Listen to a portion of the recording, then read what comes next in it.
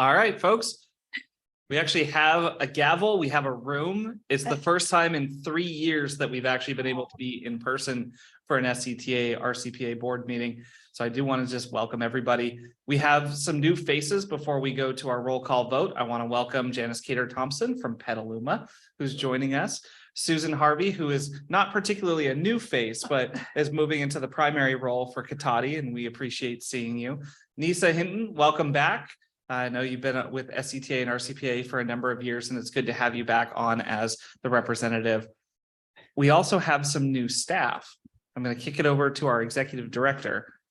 Thank you, Mr. Chair. I think those of you who've been with the board for a while remember Janet Spillman, our director of planning, retired last year, and Chris Barney was promoted to fill her role, which left his role vacant. And we just recently hired Adam Garcia, who is here to fill Chris's role as our data specialist. So he's all things GIS, our travel model, whole host of things like that. So we are excited to have him and pleased to introduce him to you today. Welcome. Thank you for joining us. With that, Drew, let's go ahead and call the roll and establish a quorum for today's meeting. Good afternoon, directors. I'll be taking roll. We'll start with Director Melanie Bagby. Present. Director Susan Harvey. Here. Director Ariel Kelly. Here. Director Janice Cater-Thompson. Here. Director Gerard Giudice. Here. Director Nisa Hinton. Here. Director Sandra Lowe. Here. Director Rosa Reynosa. Here. Director Chris Corsi. Here, but not there. Vice Chair Linda Hopkins. Present. And Chair Chris Rogers. Here. And Director David Rabbit.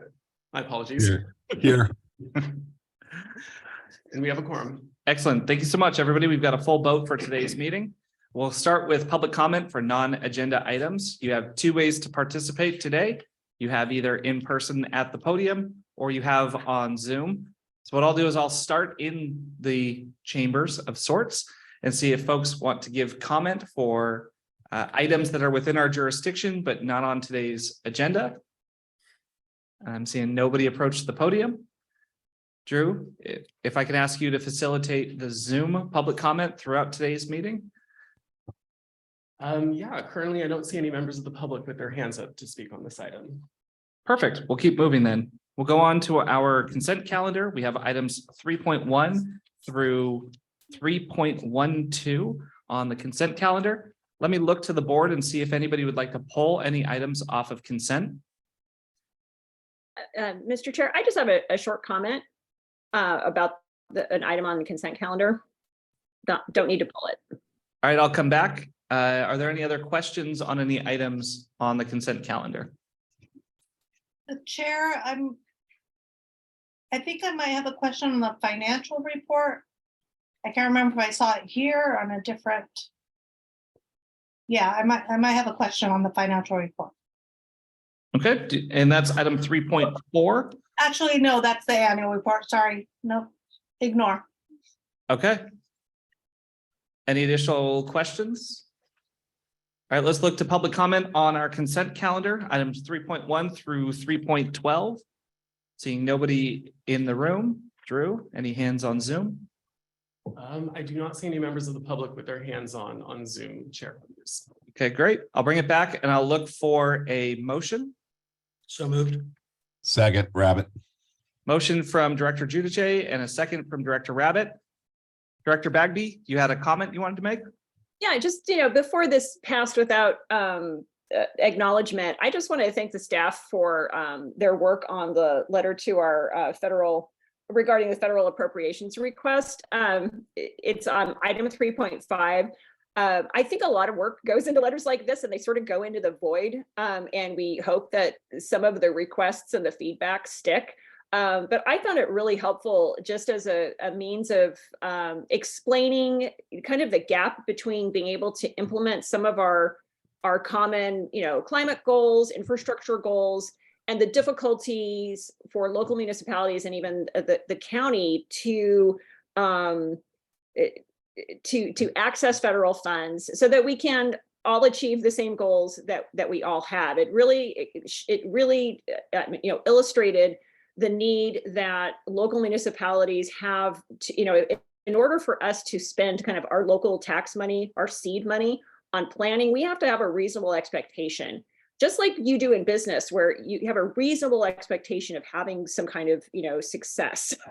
And this letter really describes some of those challenges very elegantly, very succinctly, and just makes a really great case. And before it, just kind of gets shot off into the black hole, and we don't know if, is it gonna hit its mark? Is it gonna make an impression, with our federal delegation or not? I just wanted to acknowledge the work that likely went into it. And just that really illustrated the deep understanding of what, the challenges are at SCTA, RCPA to meet our goals and partner effectively with our federal partners. So before it gets sent off, I just wanted to say thanks for all your hard work and your clear, deep understanding of, what the challenges and issues are, and all your hard work on trying to, bring resources back to Sonoma County. So thank you. And thank you so much. We've got a motion and a second. Are there any other comments? Drew, let's call the vote. Director Bagby, Aye. Director Harvey, Yes. Director Kelly, Hi. Director Cater Thompson, Yes. Director Giudice, Yes. Director Hinton, Aye. Director Lowe, Aye. Director Reynosa, Aye. Director Corsi, Yes.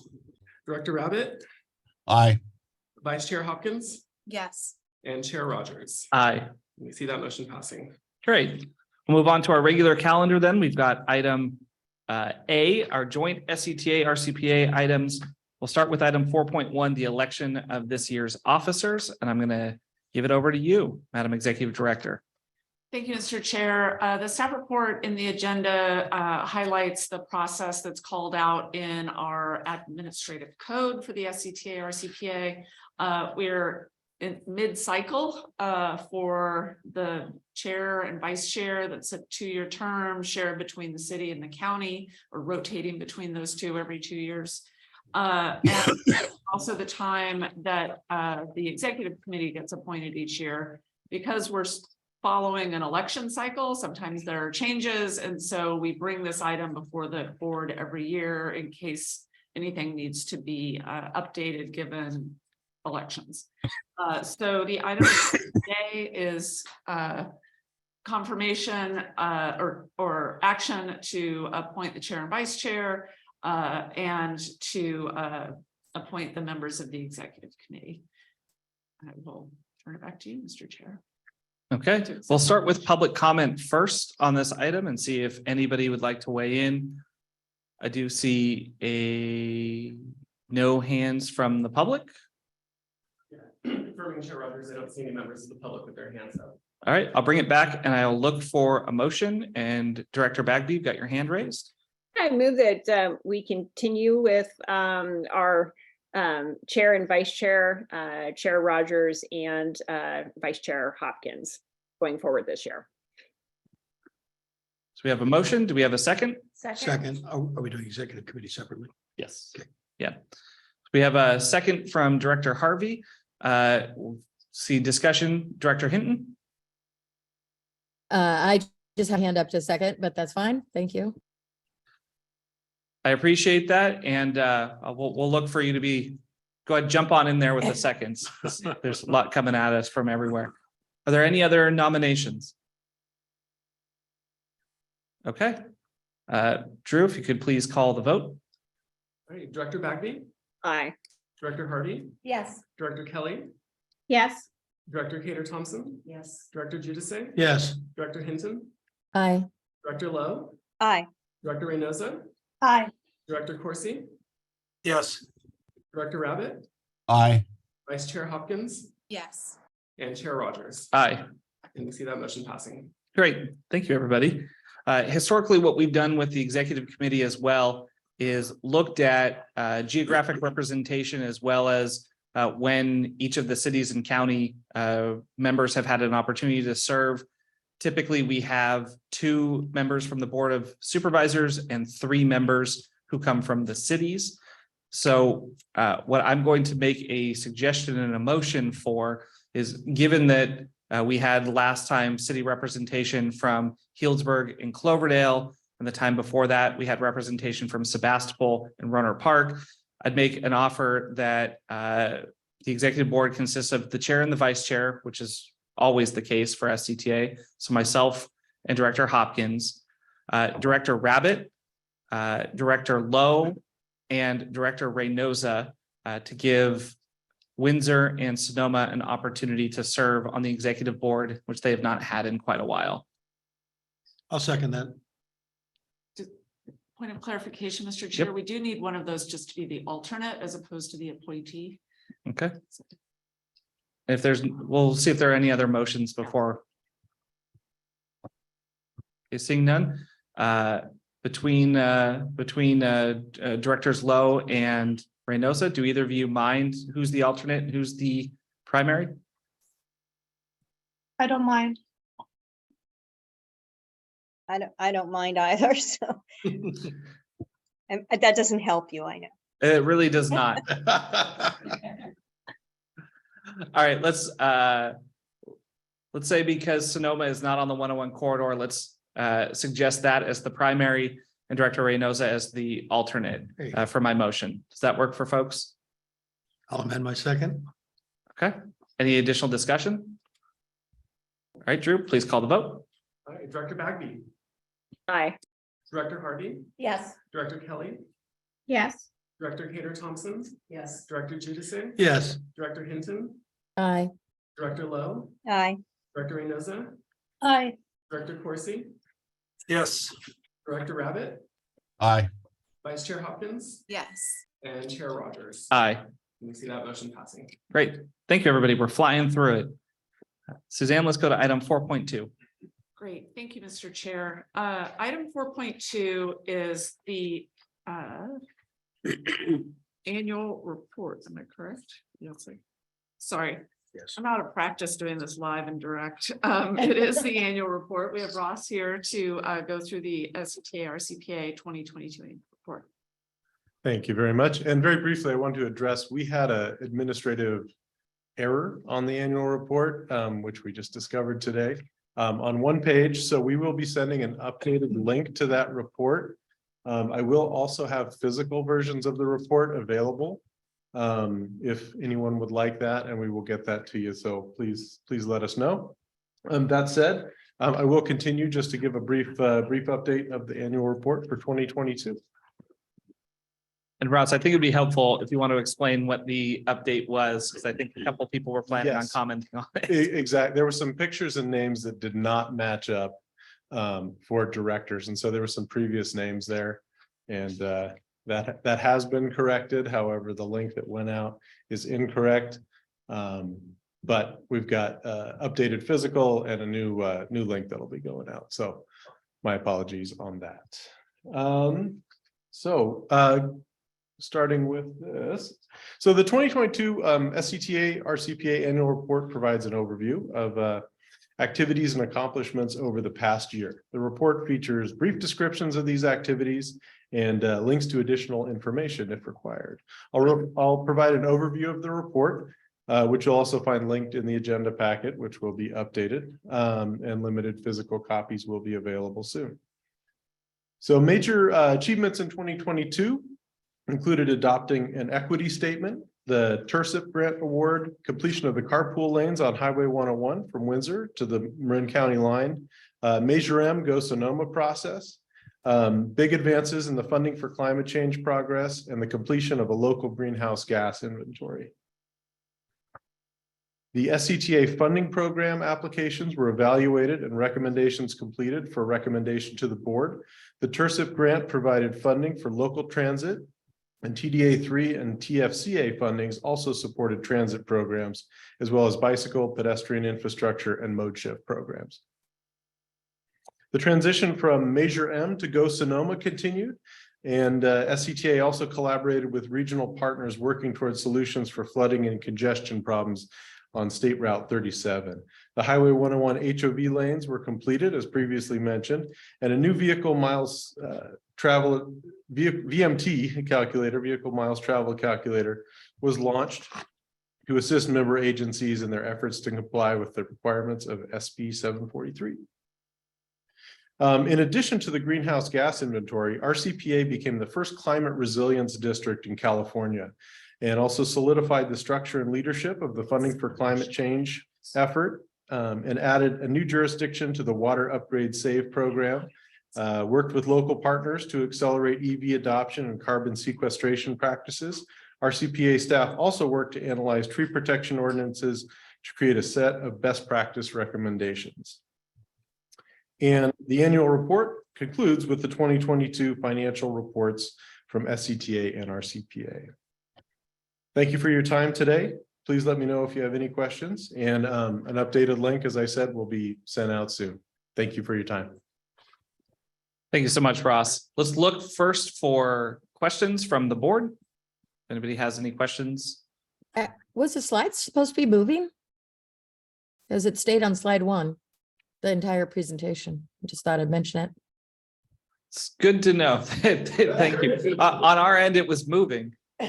So that's Okay, all right. I am having some spotty Wi-Fi, so Yeah, that's been happening pretty regularly. They're at Zoom meetings with PowerPoint. So it's just something that we all need to speak up about if we're on this end.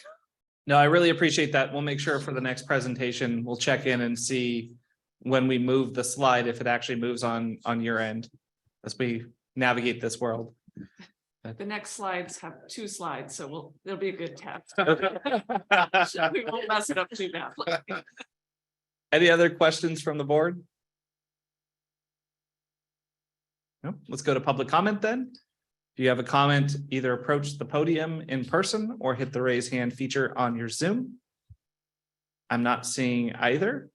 Confirming Chair Rogers, I don't see any other members of the public with their hands up. Okay, let's move on to item 4.3 then. It's the 2023 SCTA RCPA overall work program. Okay. Thank you, Mr. Chair. We will try a slide or 2 on this item, but getting that ready. Every year, the SCTA and RCPA staff work on our overall work program.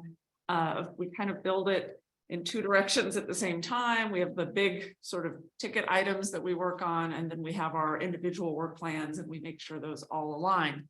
So what I wanted to share with you today, if the directors can see that, is something that was also included in the briefing book that was part of the consent calendar that we put on the agenda specifically for newer members, but also just as a refresher for the existing board members. But part of that is a sort of overview of how we operate here at the SCTA RCPA and what our role is. And it's essentially planning, funding, and implementation. Heavier on the planning and advocacy for funding side, but though we do have some role in implementation as well. So our work plan is built around that, and the ways in which we do that work is through coordination, advocacy, and the administrative function of all of that. So the next slide, let's see if everyone can see that. And can I get a thumbs up from Zoom? You all can see it? Yep, okay. Cool. And it's in your agenda packet. This is a lot of words for a slide, but I just wanted to do it for the folks on the screen. We divide our work plan into several categories: planning, programs, projects, funding, engagement or communication, and the administration of the agency. Each of these items, they vary in size and scale in a lot of ways. So you can see something like climate policy tracking, or you can see a plan. So the development of a plan is going to take significantly greater effort and resources than, say, tracking climate policy. So there's not a scale associated with this list, I guess is what I'm saying. But overall, we wanted to share this with the board so that this is built on prior years of work, some of the agreements we have with outside agencies or contracts that we have to deliver certain work products exist and carry over into 2023. But this is where we go to make sure we're sort of staying on track with the work that we've been charged to do by the board and by the public. So I just offer that up and would happily take questions or comments, or if there are questions about how or why we arrived at these specific items. All right, I'm looking to board members. Any questions for the executive director? Anybody on Zoom? Let's go to public comment. Do we have any hands raised? Confirming for others, I don't see any members of the public with their hands up for this item. Perfect. I'll go ahead and bring it back. We just, we're getting a report on it, so we don't have to actually take any action, but I'll see if there's any comment from board members. Just want to say thank you. It's a lot. And I know how mighty the team is and how much they enjoy doing it. But when you lay it out in a spreadsheet and show all of the things that we're working on, it really is a lot, and it touches every single community here in Sonoma County. Just want to say thank you to the team for that. And I'm looking forward to another productive year here in 2023. Let's go on to item 4.4, our 2023 legislative principles. Another item of work that we do annually is to develop legislative principles on both the climate and transportation front, so that we have sort of general guidance from the board, so that during meetings at a state or federal level, or in the community even, we are able to, we're able to respond or advocate on behalf of the board, on behalf of policies or projects. And so these are sort of the general tenets that help us feel comfortable as your staff in those sorts of meetings. Often there will be specific legislative items, either at the state or federal level, that we would bring to the board for consideration for, sending a letter of support or a letter of opposition or offering amendments to a bill. But this is meant to serve a more general purpose so that we don't get too far afield or have, general guidance from the board about how to operate. So to that end, there are some similarities from the climate change principles and the transportation principles related to supporting policies that integrate equity, health, and climate, monitoring state and federal processes and funding opportunities, engaging with state and federal policymakers about local government perspective on climate, transportation, and advocating for local priorities. We also talked specifically about the Brown Act, as this is an item I wanted to particularly bring to your attention in this draft and see if the board is comfortable with it. As of next month, we will be back to the new slightly revised Brown Act. And we have a number of advisory committees that are concerned. And so one of the feelings that has come about, some of the discussions that have happened with our advisory committees and at a staff level, is a level of frustration about their ability to engage and the level of transparency that is going to be stifled as we go back to the original form of the Brown Act. So what we included in the principles for your consideration is support efforts to expand access to Brown Act public meetings through remote meeting tools that help reduce GHG emissions, provide more equitable access, and increase transparency. CalCog, which is the Association of Council of Governments, that's a statewide organization, is engaged on this issue as well. And it's much less to do with the role of a city council member as a city council member or a member of the Board of Supervisors as a board member, but for regional agencies and their advisory committees to perhaps have slightly different requirements in order to ensure access is still available. in our county, it's, a geography issue. In Southern California, it's a geography plus traffic issue. There are a lot of different stories to be told across the state about how, now that we've done either hybrid meetings or remote meetings, how much more participation we're getting from the public, from members. So that's an item that's on both sets of principles that is different. It's not climate, it's not transportation. So I wanted to spend a minute telling you why we put it there and get direction from the board. The other one I would touch on that's a little bit specific compared to the more general policies or principles on the transportation side is related to, it's item number 6. And it's support project delivery tools and processes related to State Route 37, including means-based tolling for income qualified users, construction management, general contractor project delivery, and resource restoration and enhancement. That's a lot and kind of specific at the same time. All of those efforts are kind of underway related to Highway 37 or pieces of Highway 37 corridor. Last year, Senator Dodd carried legislation related to tolling that was ultimately held on the Assembly side. He's not pursuing that again this year, but there are administrative approaches to pursue tolling in the corridor, requires process and public engagement. But I wanted to, and the project delivery tool of the construction manager, general contractor, is kind of a unique project delivery tool that helps expedite construction. I wanted to include all of that in there because SCTA staff does spend a good amount of time on Highway 37, even though the whole corridor is not in our jurisdiction, obviously. We do have a role to play in the partnership with the other 3 North Bay counties, MTC and Caltrans. So that's why that's there. And with that, I would turn it back to the board for questions and direction. Thank you, Suzanne. I'm looking to see Director Lowe. So as soon as you talk about Highway 37, I'm supposed to jump on another call, but I couldn't let that go by without saying thank you. And if you spend a lot of time on 37, you can imagine how much time all the commuters to Sonoma spend on Highway 37.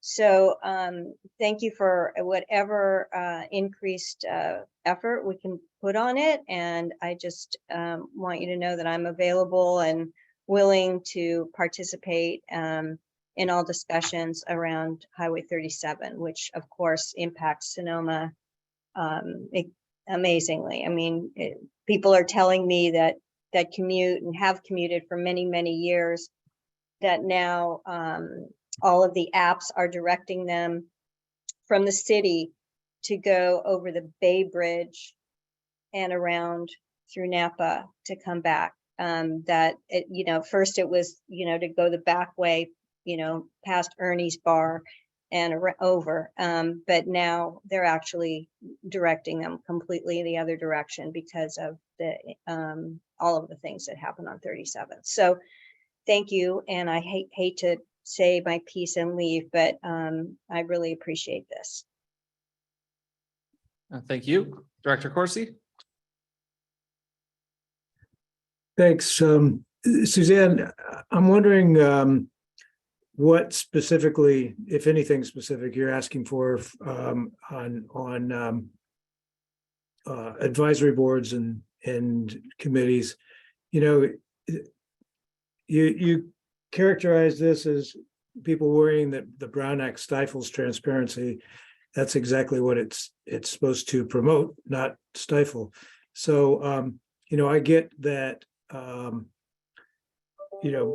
board members may not want to commute to these meetings, but is it that you're concerned about, or keeping them hybrid so the public can access them from essentially anywhere? So from a staff perspective, there are 2 things I think that we're most concerned about. The first is participation by our advisory committee members. So whether it's the technical advisory committee, the citizens advisory committee, our Climate Action Advisory Committee. One more, transit, paratransit, that we have, I think, 7, 8 of them. They're all Brown Act committees.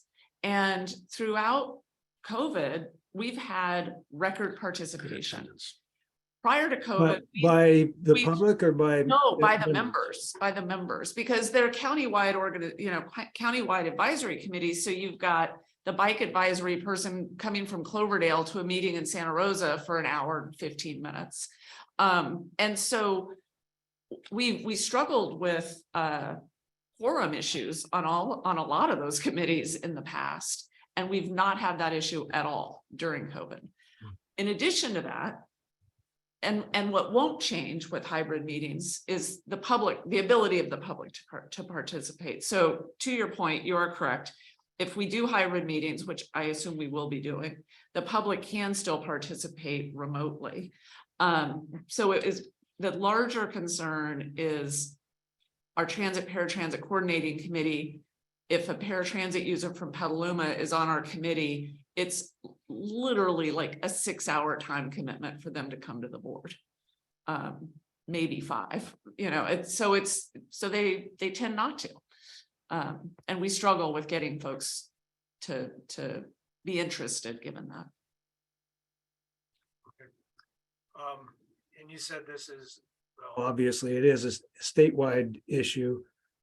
Are there efforts underway to get some exceptions for these type of things, and what kind of exceptions are you looking for? Because I know that, once one Brown Act committee has exceptions, then, we're going to be talking about it for this board and every board that we all participate in. So I mentioned CalCog, and they're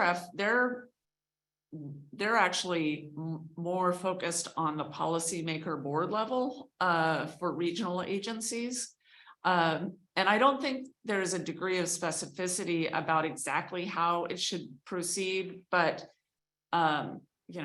personally, I things like you have to meet in person as a group quarterly, but every other meeting you can meet remotely, or some sort of in between that allows for greater participation more easily for regional agencies.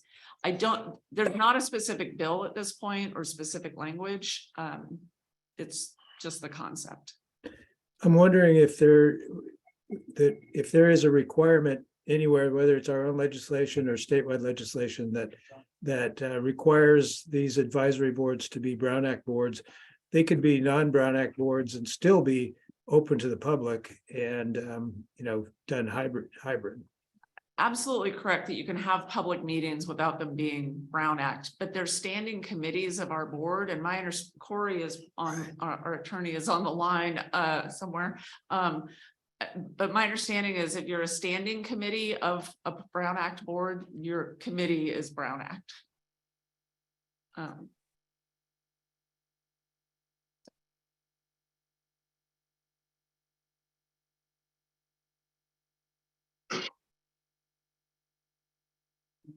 Anything else, Director Corsi? I think no, nothing else. Thank you.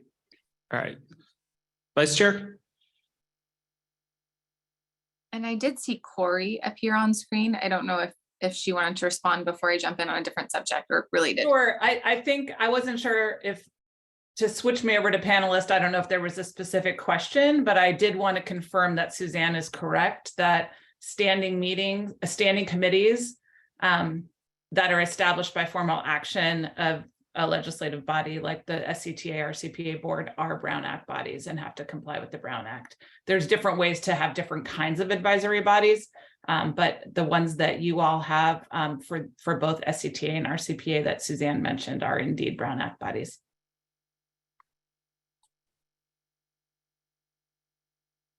Any other questions, Vice Chair? Yeah, I just sort of wanted to say that we are having very similar conversations with our municipal advisory councils right now. And, we have a coastal municipal advisory council that spans the 55 miles of coast, and it's very dangerous sometimes to drive Highway 1 in the rain at night. And so these conversations are coming up. I'm just wondering if there's anything that we can do in our individual capacities to try to advance this conversation at the state, because I think particularly for volunteer positions, It's very challenging. And one thing that we used to try to do with our maps was to actually rotate from community to community so that at least some folks couldn't drive. But now with the hybrid requirements, we need to actually have things like Wi-Fi and tech setups. And so we're likely to just establish kind of one location or maybe two at the most, where we could actually conduct a hybrid meeting effectively and actually allow members of the public to participate remotely in a way that's not just staring at someone's stomach because they're standing too close to the owl, which we've had happen at meetings. And so I guess the question is like, what can we do to try to advance this conversation and create a bit of a sense of urgency at the state level? Do you want me to respond, Mr. Chair? I mean, I do think that's one of the reasons I wanted to have the discussion today, to see if the board feels this is something we should be actively engaged in. And if so, I would certainly suggest working with CalCog and CSAC and the league and see where they are on these topics. I would support that personally. And I would also just add that, I've heard a number of other concerns raised about the existing legislation through the air district and others. And of course, the air district rate is very wide. So that's a lot of commuting for an air district, which doesn't really make sense. But additionally, the fact that emergency exemptions have to be voted on by the board means that politics could actually come into play to determine whether or not someone actually has a childcare emergency, right? Imagine a board of 5 and you've got a split vote and one person, is sick and doesn't want to come in, but then the other people vote to not allow them to participate remotely. I mean, it wasn't a very well thought out piece of legislation, dare I say. And so I would support us taking an active role in trying to explore alternatives. Okay, Director Harvey. Yes, I agree with the Vice Chair. We've seen record participation in lots of things. And as was pointed out, a lot of these positions are volunteers, and the more broadly we can get volunteers, I think we are all better off in doing that. And for some folks, it's just physically impossible for them to get to places. So I think that inclusiveness, we really need to fight for that. And I think that that's a good thing. And I do believe that those bills that were put through were not very helpful. Yeah, thank you, Director. Director Bagby. Yeah, this is just something that I am hearing so consistently at all of my boards, is that, we've had record participation and now we're making it more difficult for both advisory committee members and members of the public. Technology is here to stay. It's not going away. And the piece that's so frustrating is that, we have a legislature that's actually full of former council members and former county supervisors. They know how spread out some of these districts are. They know how congested so many of their own districts are. They could live 5 miles away and it could take that, if you're in Los Angeles at, rush hour, which is, now referred to as rush day because it's all the time. And here we are trying to, find ways to improve LOS and reduce greenhouse gas emissions. So the hypocrisy and the irony are, I think they're out there on display. So I think that they just need to hear from us at every level. So I would definitely support this organization just saying, hey, these are our real lives and these are our real goals. We've also seen a huge uptick in participation from members of the public who couldn't participate otherwise. If they have childcare issues, health issues, they don't want to be on the road an hour to get for an hour and a half meeting. It's all of these things are compounded, and technology is just, it's not going to go away anytime soon. And we shouldn't be decreasing participation. We should be increasing it. So I think that's really good feedback. And it's a key component and base, bedrock of us being able to serve the public is to modernize, not go backwards. So I think that they need to hear real world examples like this, and we need to be active on this topic. All right, thank you, Director.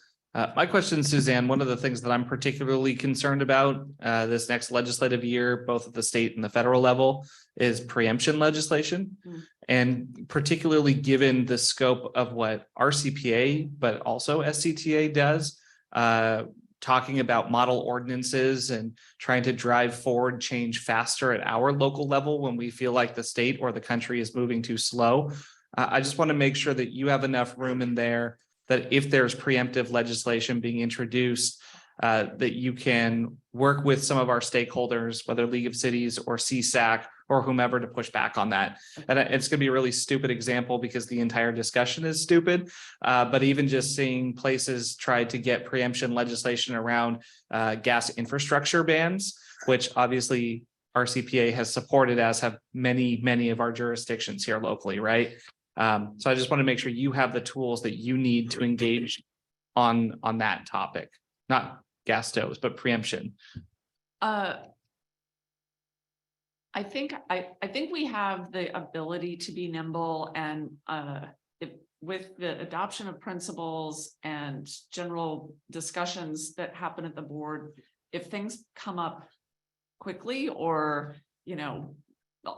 if they come up quickly out of nowhere, however it manifests, we do engage with our partners in the region, in particular, whether it's the Air District or MTC or ABAG, but also with our legislators to try and understand what's happening and get a sense of it. From there, if it's super urgent, checking in with the chair or the vice chair or the executive committee quickly, and then bringing something back to the board as needed. I feel very comfortable with that sort of structure. Great. Any other questions? No? Well, let's go to public comment on this. You are interested in providing comment, hit the raise hand feature. I see nobody in the room, so Drew, I'll kick it over. I see we have a couple hands on Zoom. 1 second, please. Put that timer up.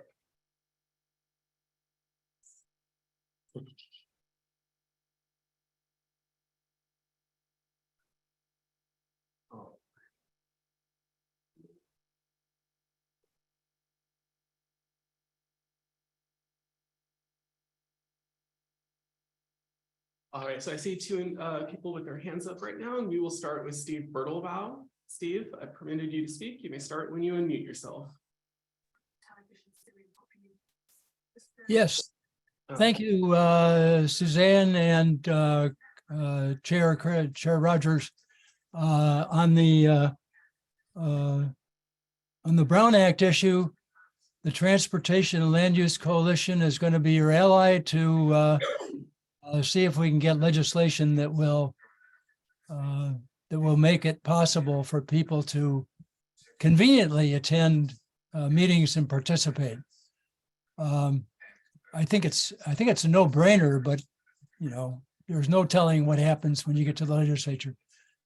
On the SR 37, we're also active and want to see that move forward in a way they can get funding for the ultimate project as soon as possible, and avoid the interim projects that are going to be damaging for the environment. So thank you for this report and the oversight. All right, thank you, Steve. Next we have in line is Rick Lutman. Rick, I have permitted you to speak. You may start when you unmute yourself. Thank you very much. I'm a member of the Citizens Advisory Committee to the SCTA as an appointee of the League of Women Voters. And I not only attend those meetings, but I monitor these SCTA, RCPA meetings as well. Speaking personally, I would very much like to find a way to be able to attend these meetings and monitor these meetings from home. But I'd like to make a more overarching point, and that is I don't think there's any other body in Sonoma County government that has more interest than this body, the SCTA, in reducing vehicle miles traveled. It's one of the major problems of climate change and of, in particular, the transportation sector's contribution to greenhouse gases. We are working in our committees on the problem of persuading the public to drive less. So it would be very ironic indeed if we had to subject ourselves to a policy that requires us to drive when we'd rather not. I don't know what the legalities of this are, but I certainly do support any efforts that anybody can make to try to allow us to continue to participate remotely. Thank you. Thank you, Rick. Chair Rogers, I don't see any other members of the public with their hands up. Great. Thanks so much, Drew. I'll bring it back and I'll look for a motion on the 2023 legislative principles. So moved. Second. I've got a motion from Director Kelly and a second from Director Giudice. Any additional discussion? All right, Drew, let's call the vote. Aye, and Drew, you need to turn your mic on. You're assuming he has a microphone. You know, these mics are super sensitive, so if you put them on mute, sorry about that. Thank you. Director Bagby, Director Harvey, Yes. Director Kelly, Yes. Director Cater Thompson, Yes. Director Giudice, Yes. Director Hinton, Aye. Director Lowe, I believe she has left. Yep. Director Reynosa, Aye. Director Corsi, Yes. Director Rabbit, Aye. Vice Chair Hopkins, Yes. and Chair Rogers. Aye. And we see that motion passing. Great. Thank you. Chair Rogers, first, going back to item 4.2, it was an action item. And we forgot to call the vote on it, probably due to the my presentation mishandling. Oh, all right. So, My apologies, folks. We've got to jump back and actually do a motion for item 4.2 to accept the annual report. So moved. Second. So, by Director Harvey, seconded by Director Bagby. Let's go ahead and do public comment one more time just to see and cover our bases. I don't think there was any comment then. Is that your timer on your computer? oh my, Goes to the machine. I think I've never heard that sound before. Perfect. I think that was the computer telling us that there are no hands on Zoom. So bring it back and let's call the vote. Director Bagby, Aye. Director Harvey, Yes. Director Kelly, Yes. Director Cater Thompson, Yes. Director Giudice, Yes. Director Hinton, Aye. Director Lowe's absent, Director Reynosa, Aye. Director Corsi, Yes. Director Rabbit, Aye. Vice Chair Hopkins, Yes. and Chair Rogers. Aye. See that motion passing. Perfect. Let's go on to item 4.5. That's the 2023 Transit and Intercity Rail Capital Program, Cycle 6 grant application. Yeah, thank you, Mr. Chair, and we'll try to get the PowerPoint working again. Shared first, and then make sure that the slides are advancing before we proceed.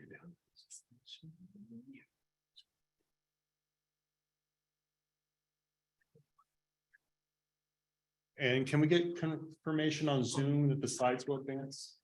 Are they advancing? Yes, they're advancing. And there's the right side. Do you see the notes We do not see the notes. where it says no notes? Perfect. It's all up here. All right, thank you very much, Mr. Chair and Directors. My name is Dave Ripperda, SCTA staff, and here to talk to you about the 2023 Transit Interstate Rail Capital Program. So the Transit Interstate Rail Capital Program is a very large state funding program, and as mentioned earlier, we received 24.8 million last year for several bus electrification projects and the Petaluma North Smart Station. And at this point, we're coming back to you with enough proposal for the latest call for projects. The call for projects is occurring right now, and applications are due on February 10th, this Friday. We are partnering with our transit operators and SMART to do another regional application for a number of topics, including transit integration, transit hubs, and the 101 bicycle pedestrian overcrossing in the city of Santa Rosa, bus electrification, and also the SMART extensions to Healdsburg and Cloverdale. Just to kind of give you a regional look at the transit system, for those of you that may not be as familiar with it, we have 3 local transit operators, Santa Rosa City Bus, Petaluma Transit, and Sonoma County Transit, and also the 2 regional operators, Golden Gate Transit and SMART. And this application is focusing on improvements for City Bus, Sonoma County Transit, and SMART. Last cycle for TIRSIP, we received almost $1 million in transit integration funding that we are using to advance a number of initiatives between our 3 bus transit operators, and also going forward with some of the regional operators to work on integrating our services better to have a more streamlined experience for the transit rider. Coming forward in this proposal for this application, we're requesting a little bit over $1 million to improve service changes and also look at improving signage and unifying the brand for all 3 transit operators. And as I mentioned earlier, we're also looking at coordinating customer service and marketing and integrating with the other regional operators. The next kind of portion of the application that I'd like to talk to you about is the transit hubs and the bicycle pedestrian overcrossing. We're working with Santa Rosa City Bus to look at potentially up to $1 million improvements to the Contown Transit Hub, the Downtown Transit Mall, and the Montgomery Village Transit Hub. And this would improve the amenities for passengers and also provide newer amenities like real-time passenger information and safety improvements. In addition, we are working with the city of Santa Rosa to include a funding request for the 101 bicycle pedestrian overcrossing at Santa Rosa Junior College. The board took action back in December to shift some funding around, and we're working with the city to try to close the funding gap for this project. And so this time we're requesting $9.4 million for this project, which will also improve connectivity between the junior college, Contown Mall, and the existing Contown Transit Hub, along with the Santa Rosa North Smart Station. On the bus electrification side, as this is a board priority, we are looking at purchasing 13 zero-emission buses. This will include buses for both Santa Rosa City Bus and for Sonoma County Transit, and also look at expanded charging infrastructure and resiliency improvements for City Bus. This would include 6 buses for Santa Rosa City Bus and a total of 13 buses for Sonoma County Transit. And this is a request of nearly $20 million combined between the 2 operators. Excuse me, a little bit over 20 million. For SMART, as mentioned in the news last week, SMART was recently awarded $34.3 million from the California State Transportation Agency through the TIRCIT program for the project development work needed to get to Healdsburg from Windsor. At this point, we are looking at asking for construction money for that segment now as well. The funding that's already been secured for this project includes $2 million in Measure M funds, $1.8 million of federal appropriation dollars that Congressman Huffman was able to secure in the last appropriations bill, and the $34.3 million of TIRCIT funding that was just awarded by CalSTA last week. SMART has submitted a $28.1 million grant to the Federal Railroad Administration for additional funding. And last week as well, we received the good news that the Regional Measure 3 litigation has been resolved and is wrapping its way up through the legal system right now. So over $40 million is available now for the SMART Windsor and Healdsburg extensions.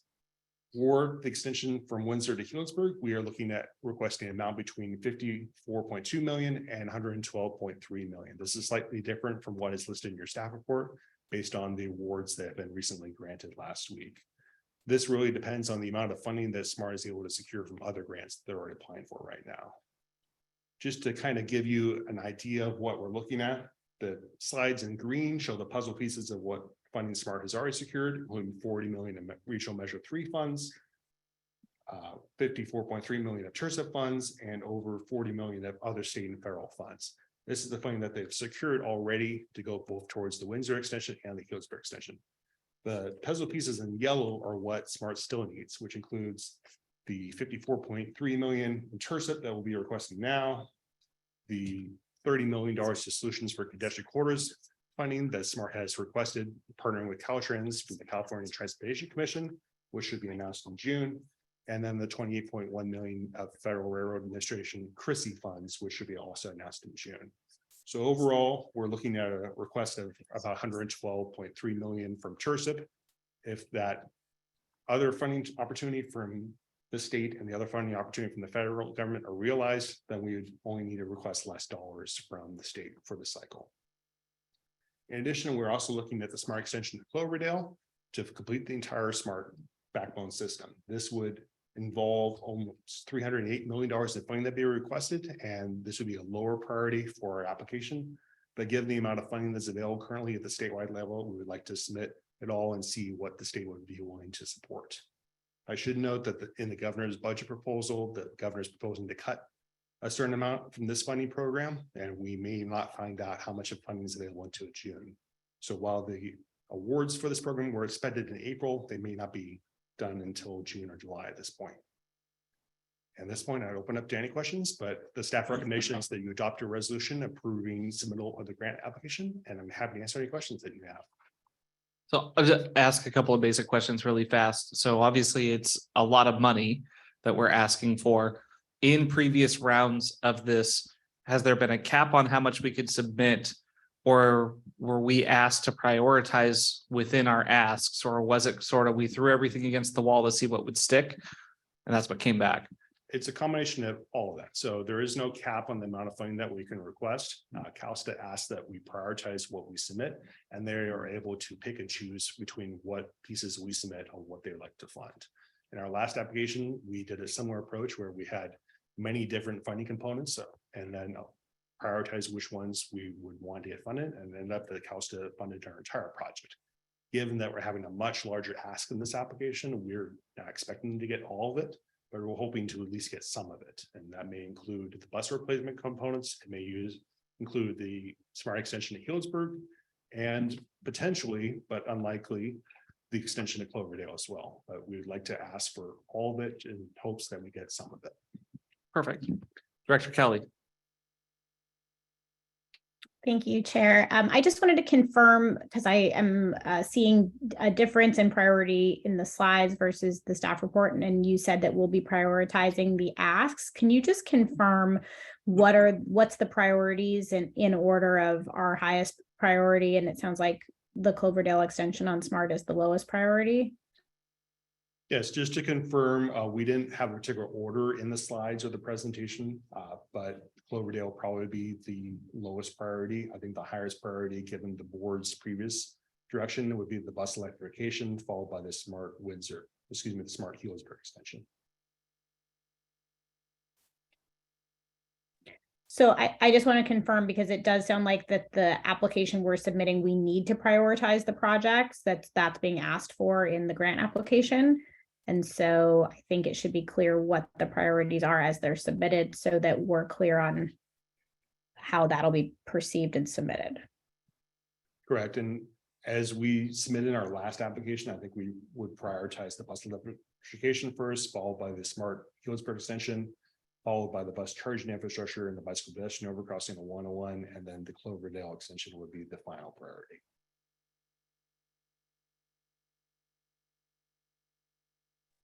I'm sorry, can you just repeat that? I seriously, my screen just froze, so I did not hear your answer. So our highest priority would be the electric bus replacements, followed by the Healdsburg extension for SMART. That would be followed by the bus electrification infrastructure for Santa Rosa City Bus, which would also be followed by the 101 bicycle pedestrian overcrossing for Santa Rosa. And the fifth priority would be the smart Cloverdale extension. Thank you, and thank you, Zoom. Any other questions from the board? All right, let's go to public comment. I don't see anybody making their way towards the podium, Drew, and I don't see any hands on Zoom. Confirming chair. There goes my hand. All right, let's go to Steve. Steve, I have permitted you to speak. You may start when you unmute yourself. And you should be. Yes, Steve Bertlebaugh with the Transportation and Land Use Coalition, and I really appreciate the staff keeping their nose to the grindstone on getting the money. We'll do what we can to make sure that that all of this gets funded. Thank you. All right, thank you, Steve. Chair Rogers, I don't see any other members of the public with their hands up. All right, I'll bring it back for a motion. So moved. Motion from Director Harvey. Do I have a second? Second, Rabbit. All right, and a second from Director Rabbit. Drew, let's call the vote. Great. Director Bagby, Aye. Director Harvey, Yes. Director Kelly, Yes. Director Cater Thompson, Yes. Director Giudice, Yes. Director Hinton, Aye. Director Reynosa, Aye. Director Corsi, Yes. Director Rabbit. Director Rabbit, Sorry, aye. Vice Chair Hopkins, Yes. and Chair Rogers. Aye. You see that motion passing. Great. Let's go on to item 4.6. Good afternoon, directors. Try to bring up. Drew, I need to.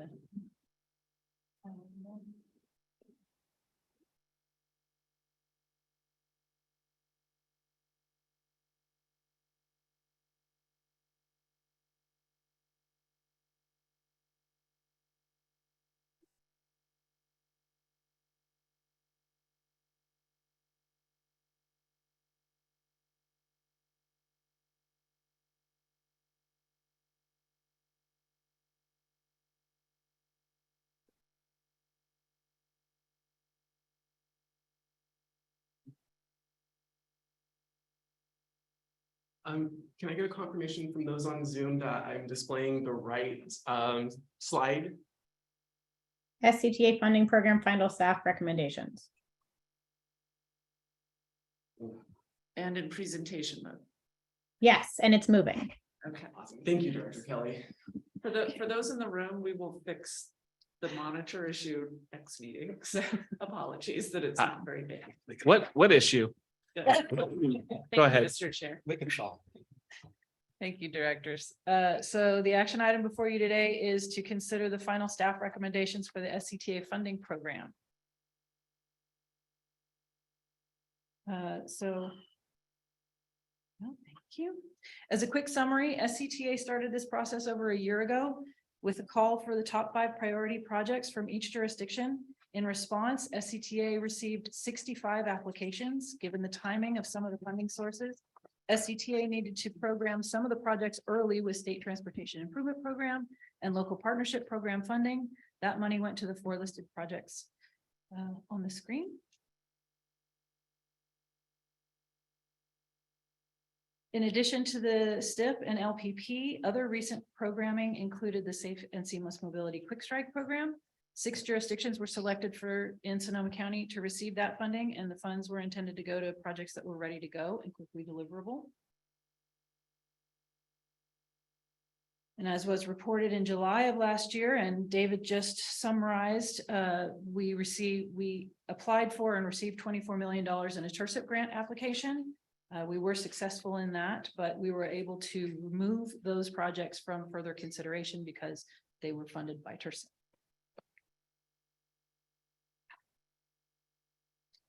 So in September, staff provided a review of the process that we used to evaluate the remaining projects that had been submitted for the SCTA funding program cycle 1, and I'll do that again quickly right now.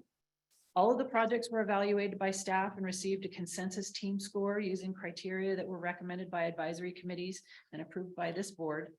And the evaluation criteria,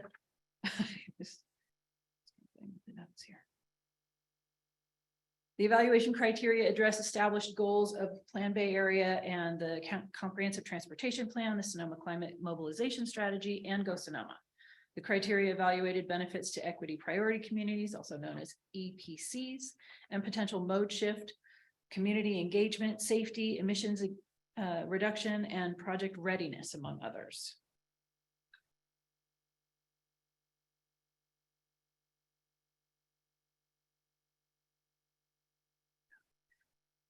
So we started with ranking each project in order of a raw score and selected projects with a benchmark of 95 points minimum. Using that method alone, the qualifying projects requested still exceeded the available amount of total funding. So we developed different scenarios that further reduced the number of projects and also provided some geographic equity to ensure that improvement projects would benefit all areas of the county. We were, of course, able to fund a number of the projects with TIRCIP, so those projects were removed from further consideration.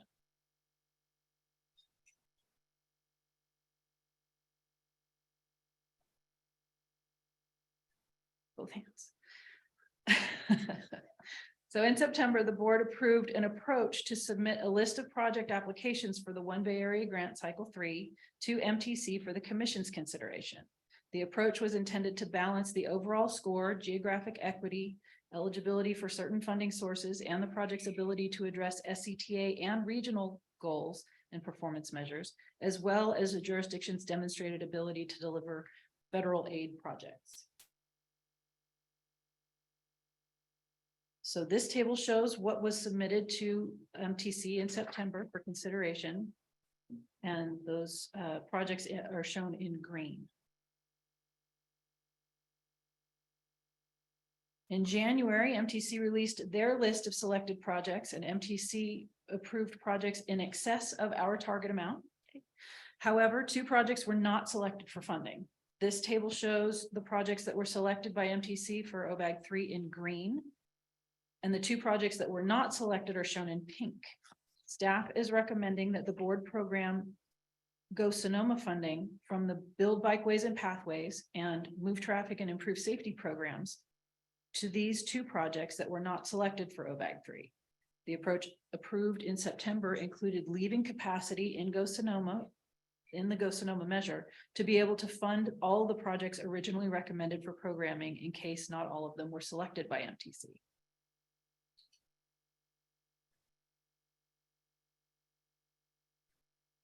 This just gives you a quick overview of how the funding was broken up. This slide shows the funding percentages without the TIRSIP application. And then if we move forward, this slide shows you when we add the TIRSIP funds, the SCTA funding program is showing 28% towards capital, transit capital, 38% towards bike ped, 12% towards pavement, 20% towards traffic operations, and 2% towards transit operations. So staff is seeking approval from the board on the final staff recommendations. Staff has adjusted the final SCTA funding program list to adjust for project selection by MTC and seeks final approval for the SCTA funding program cycle 1.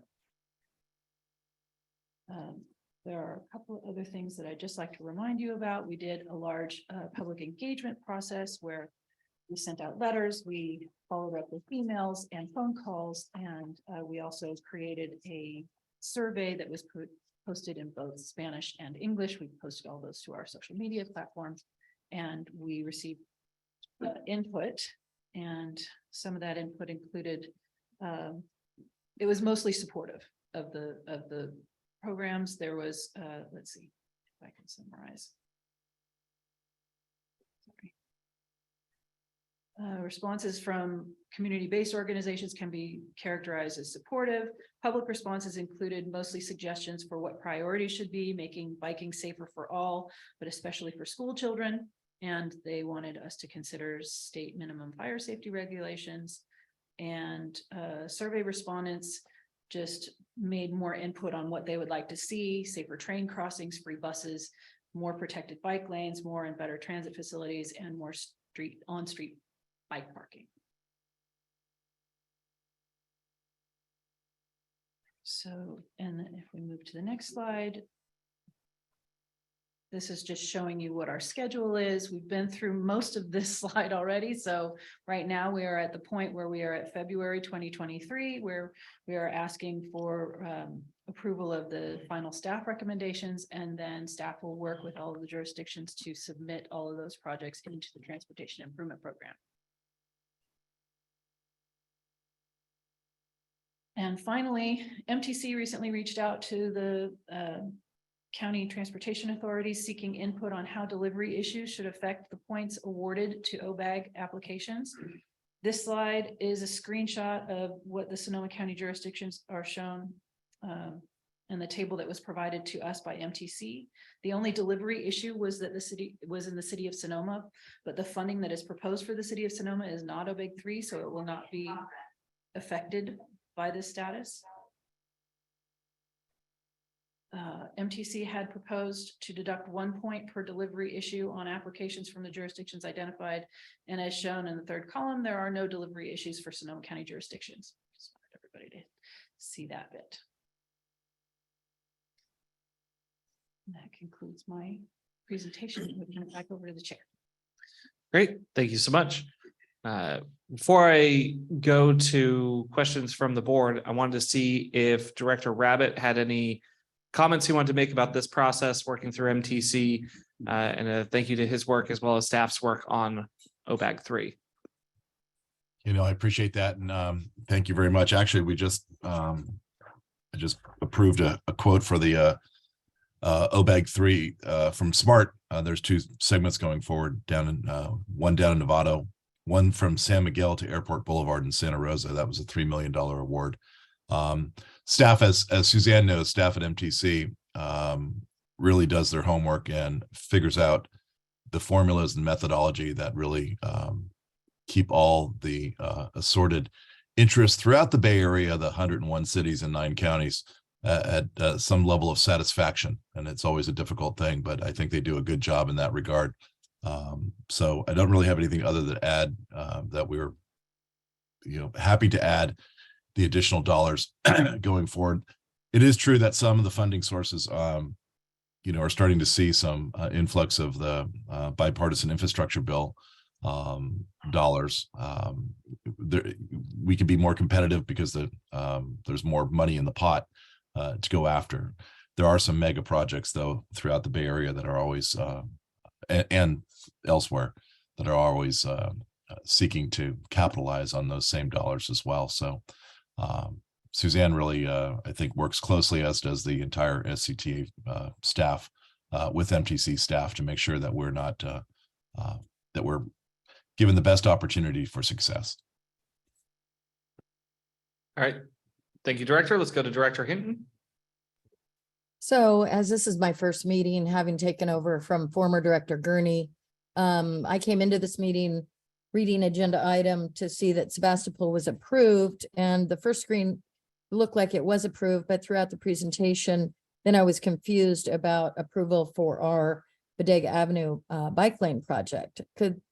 I'm sorry, I'm just trying to catch up here. Is it now not being recommended, or all I saw was 0%? So maybe somebody could explain specific to Sebastopol.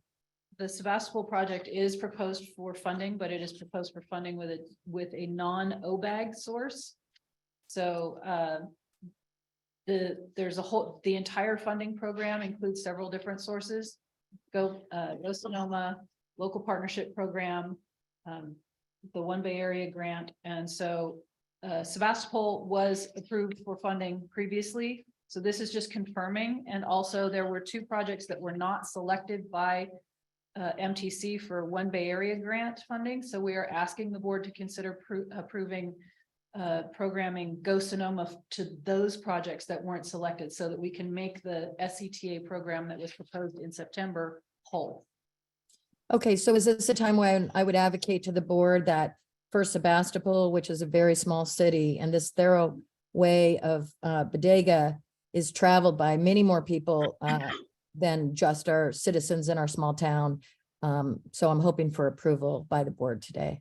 Thank you. Yeah, and if I understand correctly, Director, it is being recommended for funding, just not from that specific source. And so by moving dollars around, it sounds like everybody's project is getting funded. It's just a question of which source of funding it comes from. But it sounds like you'll have the funding for that project. Yep. Director Kelly? Thank you, Chair Rogers. I just wanted to comment on the slide that was brought up about OBAG 2 funds, just to give some clarity about Healdsburg status. Those funds are being brought to a project that we had been long awaiting funding on and recently received awarded funding. Thank you to MTC and the Active Transportation Program. So we had continued to be in contact with OBAG regarding those funds to ensure that we could carry them forward. And we were just waiting on actually project funding, but it's going out to bid. So we're very excited about that. And also wanted to just clarify the two projects that are being recommended for funding here that didn't get awarded by OBAG. Do we have any reason or better understanding as to why? I want to ensure that if, our priorities around greenhouse gas mitigation efforts and prioritizing active transportation and getting people out of cars and onto bikes and ped, these projects, can we get some clarity as to if they, further advance our goals and why they didn't get funded by OBAG? Sure. Great. So we were given a target, but we were also encouraged to submit to about 120% of our target, with the understanding that they could choose a little bit more than our target or a little bit less than our target. So we were lucky in that we were awarded slightly more than what our target amount was, but it couldn't accommodate all of the projects that we submitted. So these projects are still in line with all of the other evaluation criteria, which is why we put them forward to MTC, but there just wasn't enough money to select them all. So we're proposing to backfill it with Go Sonoma. So we punched above our weight in terms of getting funding for the county, but our eyes were still bigger than our stomach. Is that a way to? We were encouraged to submit 120%, which is what we did. And we got about 105 or 105%. And the two projects, one is a bike ped project and one is a paving project. And as Shauna mentioned, they scored well during our process. You good, Director Kelly? Cool. We'll Yes, go to thank you. Vice Chair. One question that I have, and I don't know if it's more appropriate during this agenda item or the next one, which is actually on the active transportation grants, but I know that in the past, like I remember working on a Moreland active transportation grant that was rejected, and we didn't seem like we had an opportunity to sort of come back to the bucket for additional funding. And so I'm just kind of wondering, I fully support parking those other projects in the Go Sonoma pot, but I'm just wondering kind of what the remainder capacity is. So for instance, if we put out this RFP for the active transportation and we get a bunch of amazing bike ped projects that have a high equity component and we're excited about funding, what capacity will we have in Go Sonoma to fund them? Kind of in a similar way that we're sort of shifting, right, a couple projects today into that bucket as well. Well, I could, but I've got David here to respond, so I'm gonna yield the floor to him. Thank you, Vice Chair. So at this point, we're rejecting all the Go Sonoma revenue before the measure even begins in 2025 through fiscal year 26-27, I believe, to go towards this SCTA funding program cycle 1. We would have additional funding capacity for new projects, probably in the fiscal years after that. And this year we have the next round of the State Transportation Improvement Program, which usually has about, I believe, $9 million a year available for Sonoma County. And so we'll be having potentially some more funding available for other projects later this fall to talk about. I hope that helps. So basically there are other options for other good projects that might be coming in response to the RFP. Correct. Great, thank you. Cool.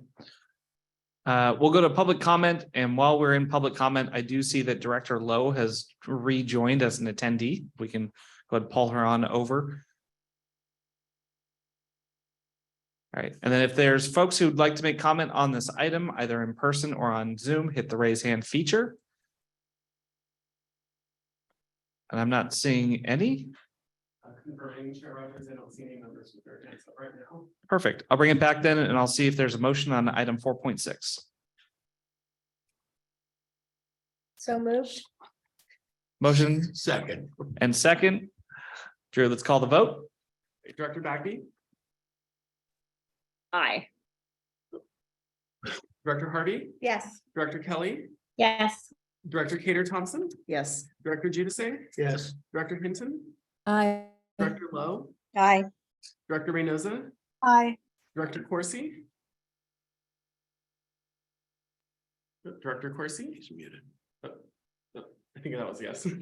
I see him saying yes. Director Rabbit, Aye. Vice Chair Hopkins, Yes. and Chair Rogers. Aye. We see that motion passing. Excellent. Thank you so much. Let's go to item 4.7.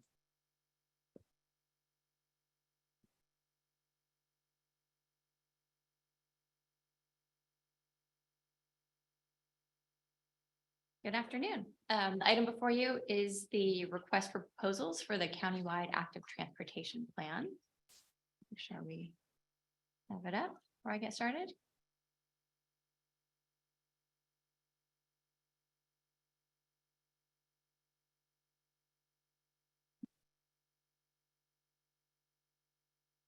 All right. So in this presentation, I'll briefly review the background and the history of the countywide active transportation planning at SCTA, the funding we've received to update the plan, the scope of work in the RFP, and then the schedule.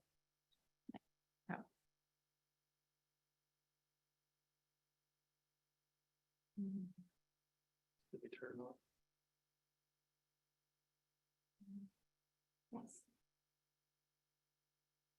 Been a while since I've used one.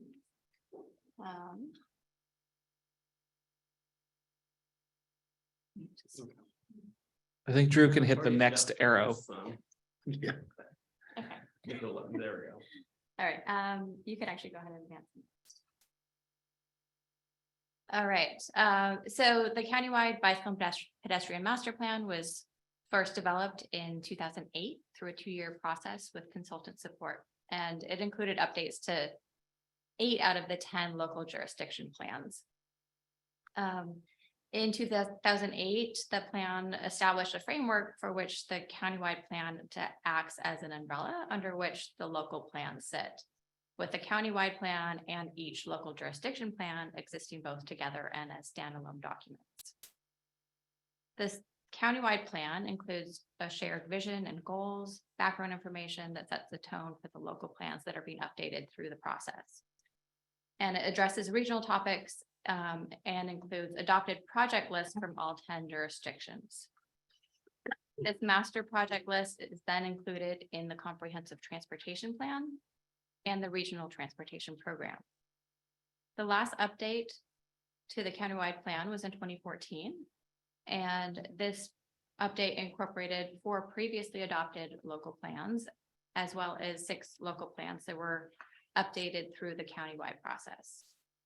The 2014 plan update was designed so that the project list and maps could be updated independently of the full plan. And this was last done in 2019 with new locally adopted projects and completed and modified projects. Many local plans have not been updated since 2014 or some since earlier, and are being proposed for inclusion in this countywide process. The exceptions are Santa Rosa, which updated their plan in 2018, and Windsor and Petaluma, who are currently updating their local plans. The plans have been updated independently or are being updated now will still be included under the umbrella of the countywide plan. Next slide. A number of changes have occurred since the last plan update, including changed demographics, new data, best practices, policies, plans, and programs that we plan to incorporate into this upcoming update. Next slide. Next, I'll go over funding. Thank you.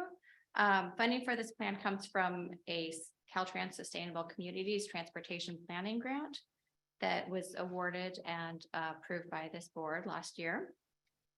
And we are using the funding, this funding that in addition to funding received through the regional Quick Strike program for local match. This funding supports development of both the countywide active transportation plan and support for updates to 7 local jurisdiction plans. Next slide. Next, I'll go over the scope of work that's included in the request for proposals. It is a comprehensive scope of work, including existing conditions, both demographic and physical conditions, travel patterns, safety data, policies, coordination with other plans, vision, goals, and objectives. Technical analysis, we propose to do a low level of traffic stress analysis and gap assessment, overlay the Vision Zero action plan and data dashboard, update the data, design standards and best practices. Public engagement and advisory committee engagement are a large component of this process. And through this plan, we'll be developing proposed projects and programs, including recommendations for regional routes, wayfinding, and non-infrastructure programs. Funding and implementation for these projects will be addressed in the plan, including cost estimates and prioritization of projects for local funding opportunities. Draft and final plans will be developed for review and approval, and the scope includes local agency and SCTA board presentation consultant. Next, thank you. One of the technical analysis components that we're introducing in this plan is a level of traffic stress analysis, which is a data-driven approach that quantifies the amount of discomfort that various users feel when bicycling near traffic based on speed and volume, and other elements as well. So most people fall under the interested but concerned category and have a lower tolerance for traffic stress from high volumes and speeds. Next slide. Next, I'll just go over the schedule. Staff released a request for proposals on January 20th, and proposals are due to us on February 27th. We anticipate bringing a proposed contract to this board on April 10th. And then in the spring and fall this year, we plan to focus on the technical analysis and begin the public engagement process. development of proposed projects and the funding and implementation sections are anticipated in 2024. And then late 2024, we anticipate a draft, both local plans and countywide plan, and then approval of the final plans in early 2025. Next slide. So the project page on our website for this plan includes a form for people to sign up for project updates. If anybody's interested, we've already received some interest in that. And as I mentioned in the last slide, staff released the RFP on January 20th. And the action for this board is approval of the RFP. If any changes are wished by the board, we can provide an amendment to the RFP. And with that, I'm happy to answer any questions. Great, thank you so much. I'll bring it back and see if there's any questions from the board. All right, let's go to public comment. Sure, I'm not seeing any hands. Confirming Chair Rogers, I don't see any members of the public with their hands up on this item. Other than BC, I don't think anybody looks excited to comment in person. All right, let's go and bring it back, and I'm looking for a motion. So moved. Second, Rabbit. All right, we have a motion and a second. Let's call the vote. Director Bagby, Aye. Director Harvey, Yes. Director Kelly, Yes. Director Kader Thompson, Yes. Director Giudice, Yes. Director Hinton, Aye. Director Lowe, Aye. Director Reynosa. It's actually left. Director Corsi. Oh, she's still. Oh, there. Here, I'll let you bring her in. Director Rabbit, Aye. Vice Chair Hopkins, Yes. Chair Rogers, Aye. and then we're bringing Director Reynosa.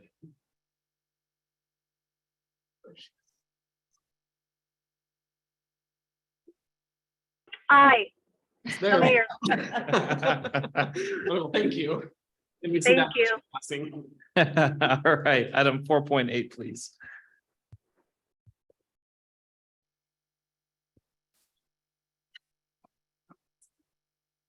Let's see. Yeah. Nope, it's still open. Okay. This is.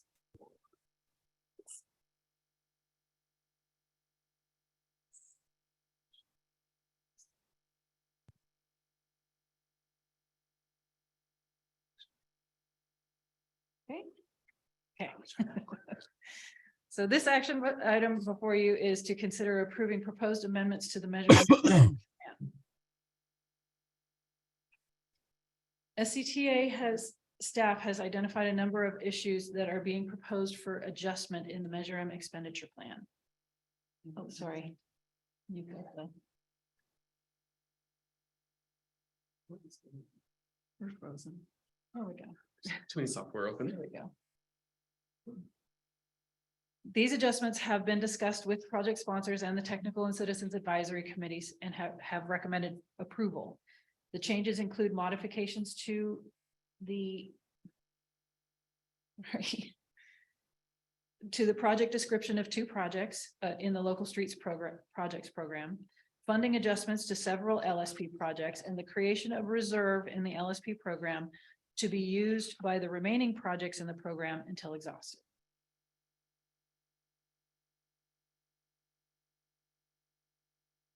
Measure M was passed by the voters in 2004, and per the Public Utilities Code, it is allowed, sorry, advance.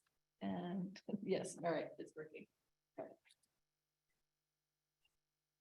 Per the Public Utilities Code, it is allowed to be amended once annually, and both the expenditure plan and the Public Utilities Code identify criteria under which the program can be amended. The first proposed amendment is to adjust the title and description of the project known as the Forestville Bypass to just Forestville. The change would also remove Caltrans as the implementing agency. And finally, the project description would be adjusted to read: the project would relieve congestion through downtown Forestville and improve safety. The expenditure plan identified $2 million for the Forestville project, and no changes to the project funding are proposed. The county and the residents of Forestville no longer support the bypass. The proposed change will allow for improvements to be made in the town of Forestville in the spirit of the project that was passed by the voters by removing elements that are no longer viable.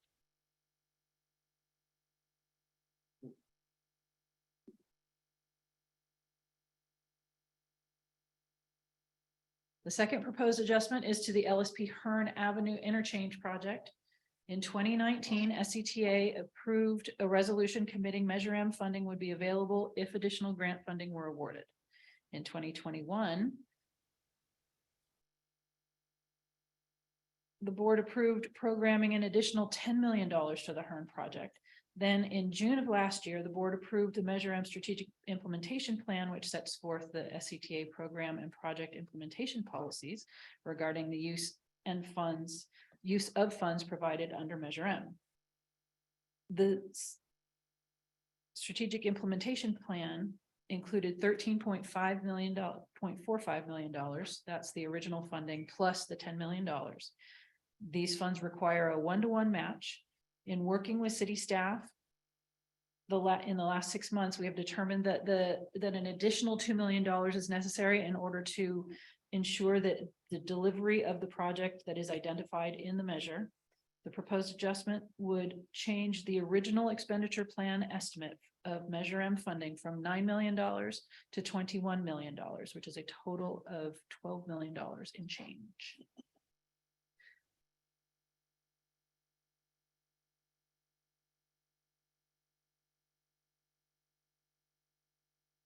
The third proposed adjustment to the LSP program, Highway 101, Highway 116, 121 intersection and Arnold Drive Improvement Project. The intersection improvements phase of this project, also known as Phase 3, has experienced increasing costs due to project delays, mostly related to the time between when the project was selected for funding in the shop in 2019 and when it was actually programmed in 2022. 22-23 actually. Because of the delays and the design cost increase, SCTA staff have estimated an additional $2 million is necessary to ensure the delivery of the project is identified in the measure. The proposed adjustment would change the original expenditure plan estimate of Measure M funding from $7 million to $9 million and would replace the word signal with the word roundabout in the project description.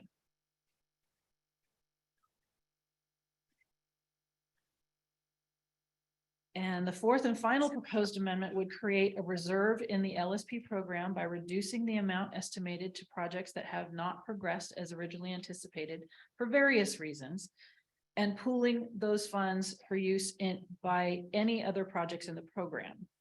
Existing programming would remain unchanged for all the projects. Only as yet unprogrammed funds are proposed to contribute to this reserve. SCTA met with both the city and county staff of the affected projects, and staff supported the proposed amendment. So, just try one more time. So this is a table from the staff report in the agenda packet that shows the funding adjustment proposed. The figures in red have been reduced. The figures in green have been increased and the figures in black remain the same. So I'll just leave that on the screen for a minute so you can have time to absorb that.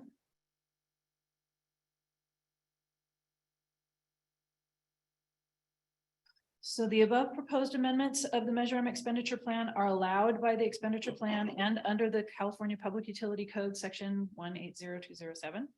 Amendments to the plan can be made annually, and any further amendments to the expenditure plan would not be allowable for another year. Staff has reviewed the expenditure plan and has not identified any other changes that should be considered at this time.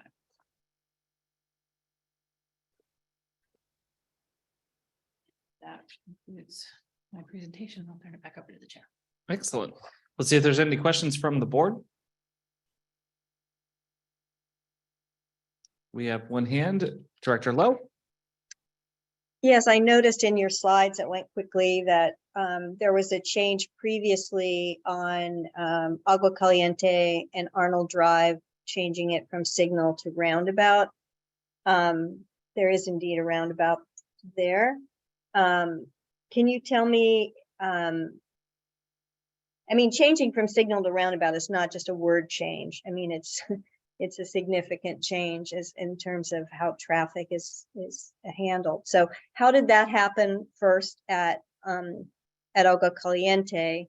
And what is, aside from the monetary implications, what is the impetus for changing it at 121, 116? So the Agua Caliente project was a separate phase of Arnold Drive. So there are 5 phases in the Highway 116, 121 and Arnold Drive improvements.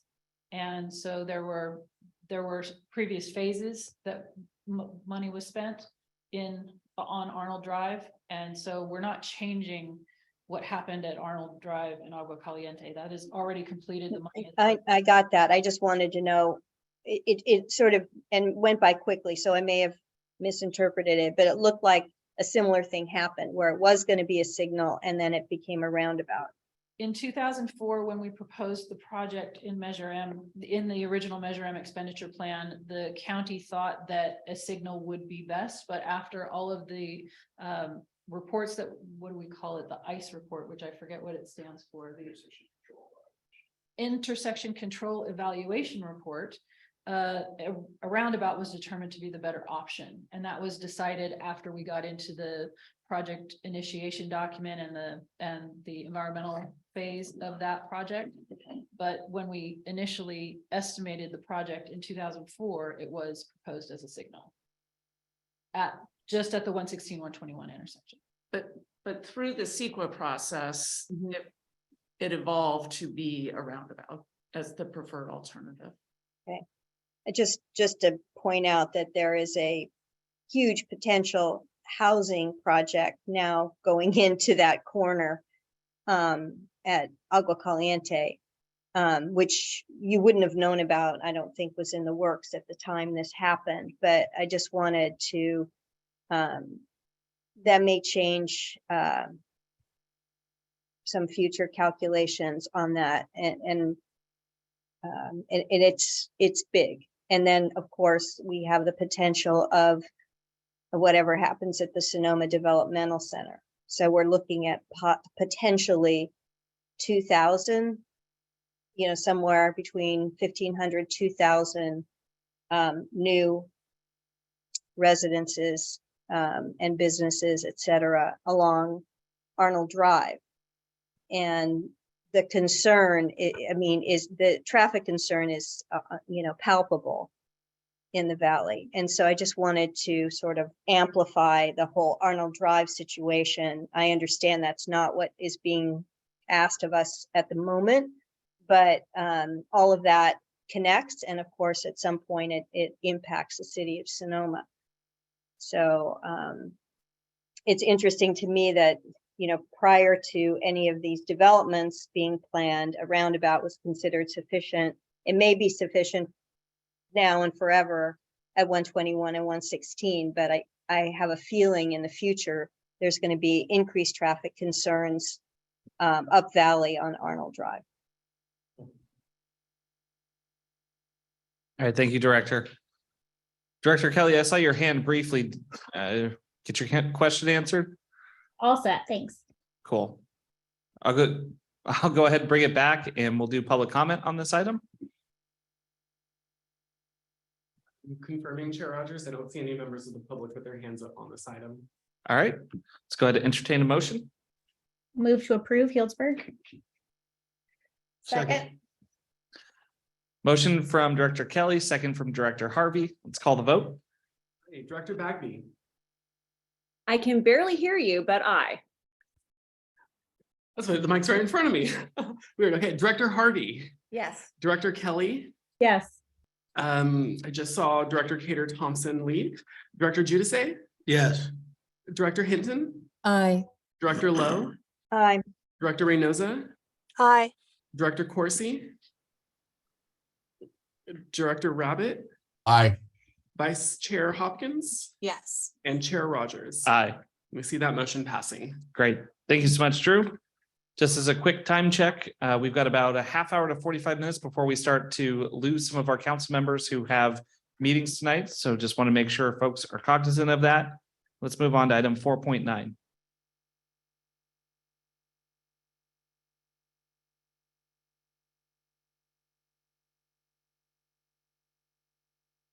Thank you.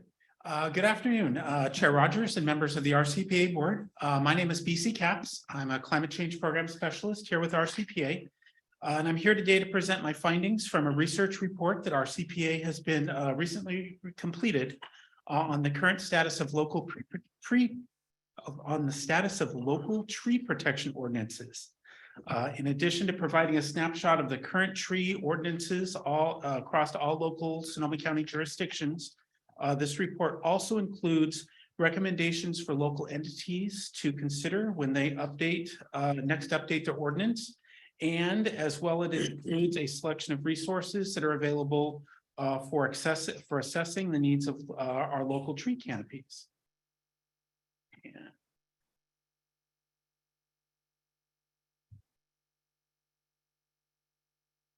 Thank you, Chair. To start, I'd like to provide some background on the tree protection efforts and its relation to our Sonoma climate mobilization strategy that was adopted by this board in March 2021. This work that I'm talking about today falls under our initiative on carbon sequestration and ecosystem services. And it has been aimed at assisting our local jurisdictions to protect their existing tree canopies, as well as to increase the carbon stocks in the face of increasing climate impacts. This work has been accomplished in partnership with the Urban Sustainability Directors Network and with the University of Colorado at Boulder. And I was facilitated by a graduate student researcher who I've had the pleasure of working with over the last few months on this project. In short, our existing tree protection ordinances from all 10 local jurisdictions were collected and analyzed. This included the actual tree ordinances themselves, as well as related sections of the zoning ordinances, general plans, and other related permit materials. All of these sources have been archived and are available for all of our local jurisdiction members to use as reference if so desired. This process over the last few months was undertaken by myself in collaboration with a graduate student researcher, a young woman named Emily Walsh from the University of Colorado. Using the materials that we collected, the comparison matrix was created across all 10 local jurisdictions for topics such as tree removal requirements, specially designated tree species, mitigation fees, and any other formulas or criteria that were important for determining the replacement trees. In parallel to this work, a set of best management practices and climate forward recommendations were collected from organizations such as the California Relief Network, from the California Urban Forest Council, and from Relief Petaluma, a local tree protection organization. Review of these ordinances resulted in a total of 30 recommended actions for local jurisdictions to consider, and these have been grouped into two major categories. Our first group, Tier 1 recommendations, of which there are 25, represent industry-wide best practices and are applicable to all ordinance updates across all jurisdictions. The second group, Tier 2 recommendations, contain 5, are more forward-looking suggestions for the longer-term resilience of our urban tree canopy and will require a little bit more forethought as they are implemented.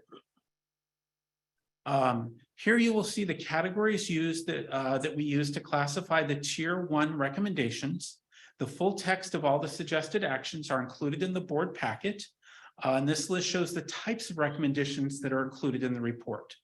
These include things like canopy assessment, engagement with the public, specific recommendations on ordinance language, and recommendations on tree replacement and replanting efforts. And here you can see a list of our final 5 Tier 2 recommendations that are focused on longer term resilience.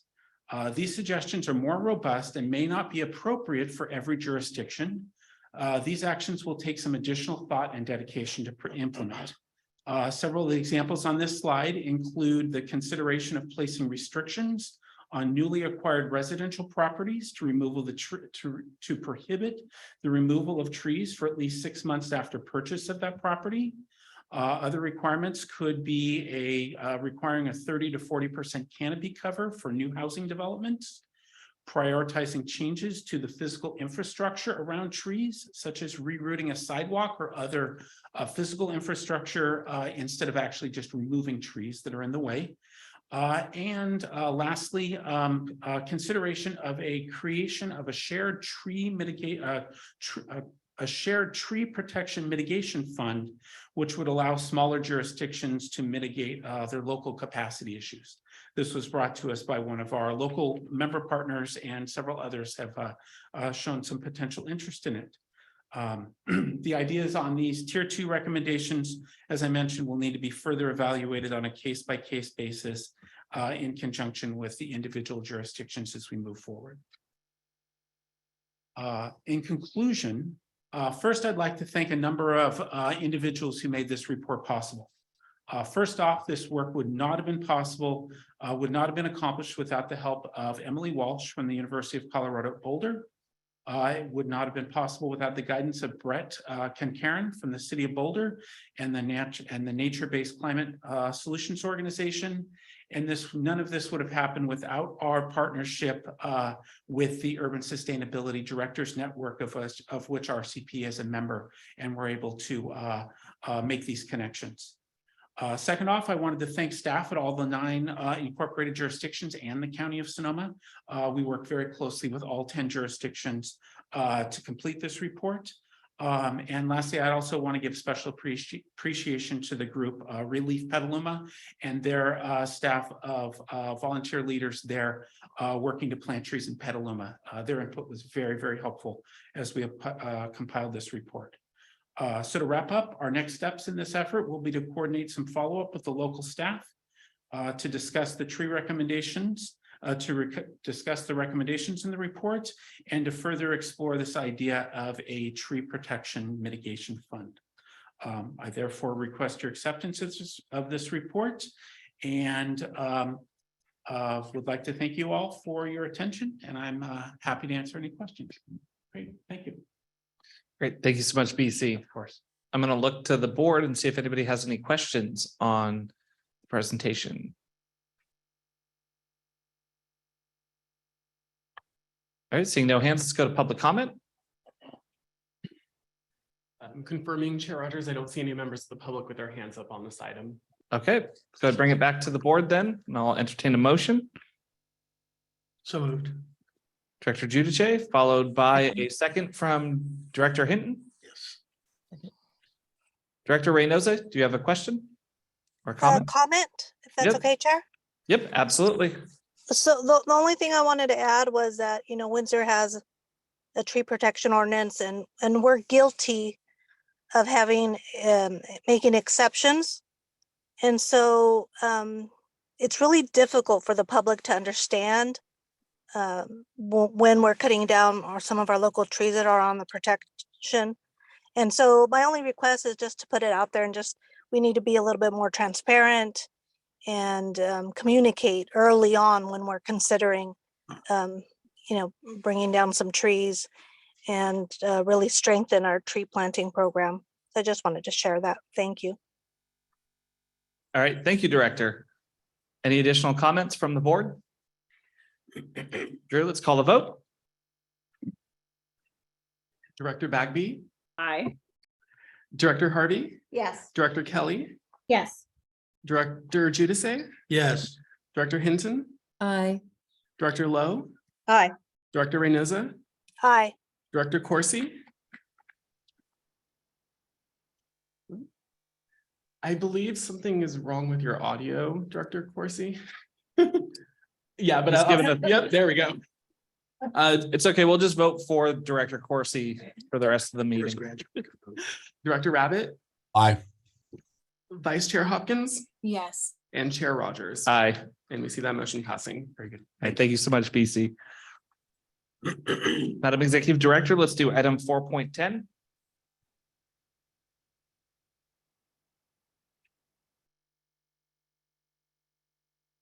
All right, I'm going to provide a brief update on the funding for climate ad hoc activities.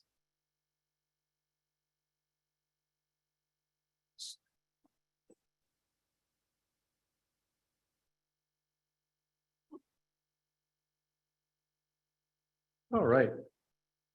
And let's go ahead and advance it.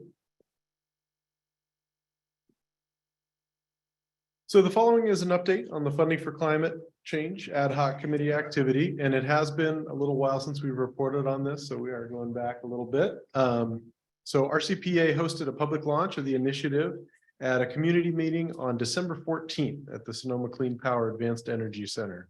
Online and in-person turnout was solid, and the discussion provided some great input from community members and local climate leaders. Next slide, please. The Funding for Climate Change Steering Committee leads met recently on January 26th to plan the launch of the 3 program committees in February. The committee leads are working alongside RCPA staff members to guide the process of moving towards a potential funding measure in 2024. Next slide, please.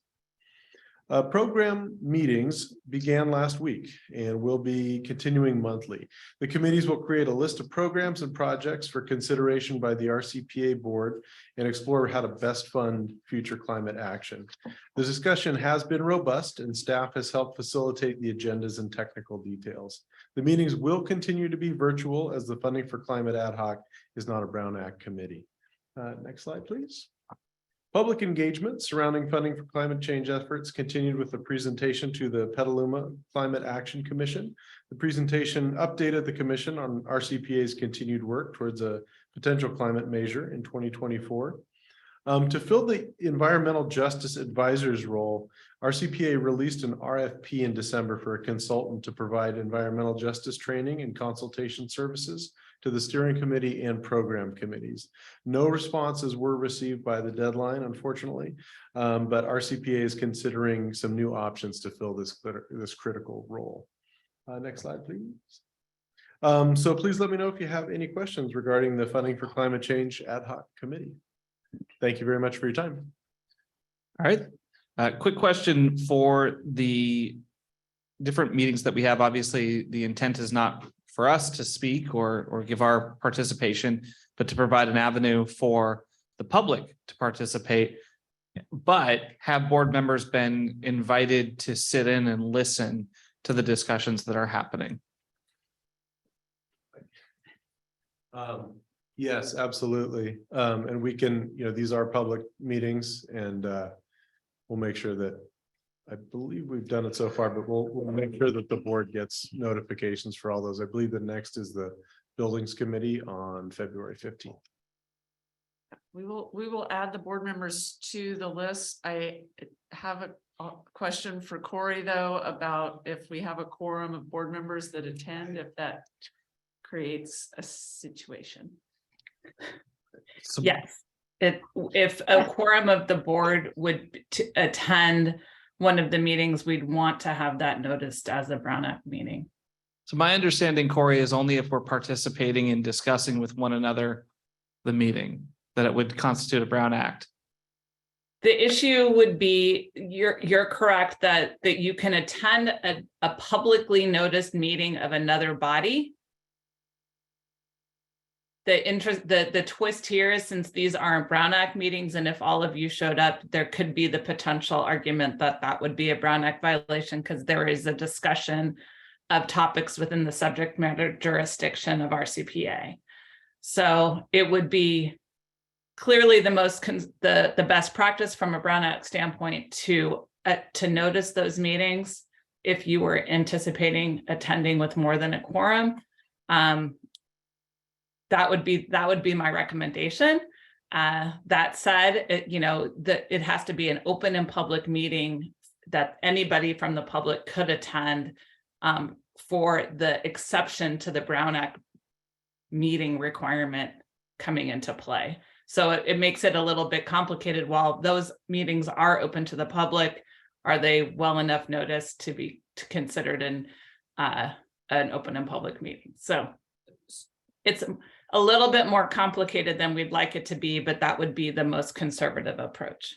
I totally understood. It seems, Mr. Chair, we could send the invitations to all the board members, and then if board members want to attend, they need to let us know. And then we'll know how many there are and can proceed accordingly. That sounds good. All right, thank you. Any other questions from the board?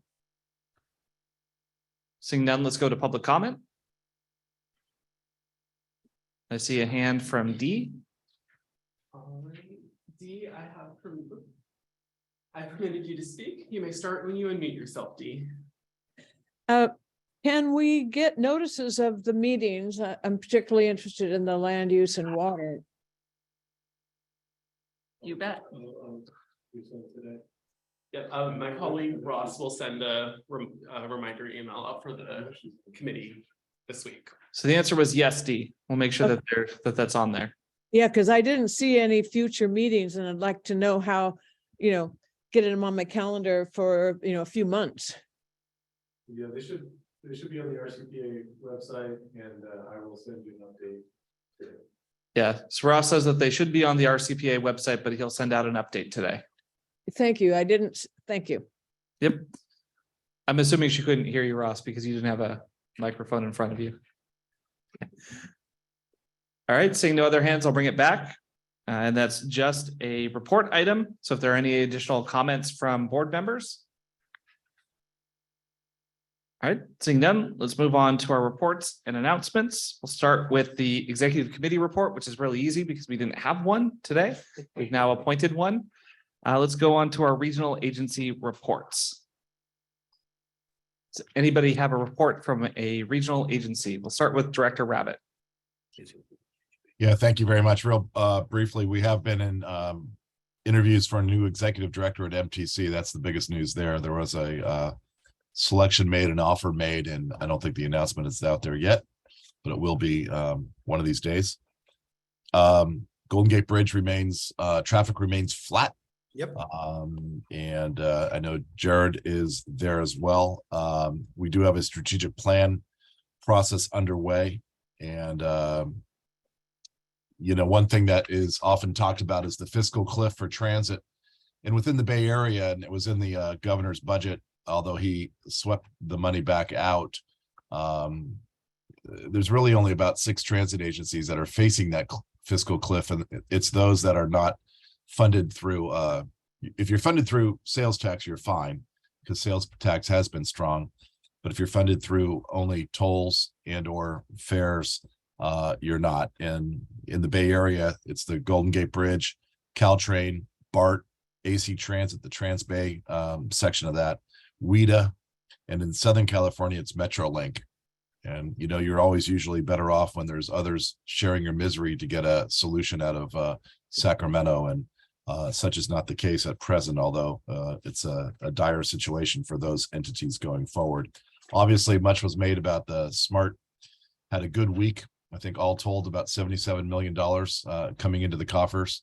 The bridge also did receive, and Secretary Buttigieg was out at the bridge and received $400 million for the last phase of the seismic upgrade going forward. And I will also say that on Highway 37, a recent announcement was made regarding a partnership agreement with MTC, Caltrans, CalSTA, California Natural Resources Agency, Department of Fish and Wildlife, BCDC, really committing to implement near and long-term improvements to the State Route 37 corridor to achieve transportation and ecological benefits. So that was a good solid move forward, and puts us in a better place. That's it for me. All right, thanks, Director. Do you have anything to add, Director? Well, Supervisor said it very correctly. Just a couple of things. I mean, the bridge generates about 51% of our revenue, but only uses up about 39% of our resources. So it really is the ferry and the buses that are failing or struggling with over 50% in revenue drop. Dennis tells a good story that the vacancy rate in San Francisco is the equivalent to 19 Salesforce towers, and it's tough for me to get my head around that, but that's the reality of it. So if the state is going to continue to mandate Golden Gate Bridge district do bus and ferry, we're going to have to get some funding from them. And finally, the suicide prevention net is coming along nicely, and we're very happy about that. And be very happy when we don't hear any more stories at the beginning of the board meetings about people who have tragically lost their loved ones. So. Thank you, Director. Let's go to Director Bagby.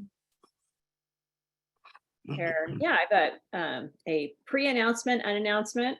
From the city of Cloverdale, last week, we received notice that the U.S. Department of Transportation has designated Cloverdale as a finalist, not a receiver, a finalist for their Thriving Communities Program grant, which is a technical assistance program. We've been selected to be, just one of the finalists, and 30 communities ultimately will be selected. But as a federally designated disadvantaged community, Cloverdale is hoping that we're going to be successful. Congressman Huffman's office has let us know that they're supporting our application, and they'll be fighting for us at the Department of Transportation. And Senator McGuire and Supervisor Gore's offices apparently are super psyched. That's a quote. So we've got some great local support, and of course our federal legislator is out there rooting for us as well. This grant it's something that I've talked a lot about here at this board. It would really represent capacity building and the planning dollars that we so desperately need. But it also represents badly needed federal dollars coming in that will aid Cloverdale, but ultimately, when each of our cities thrives, our region thrives, and it really does represent the benefit to the entire region. And so that's why we're, another reason we're really hoping that we're one of the 30.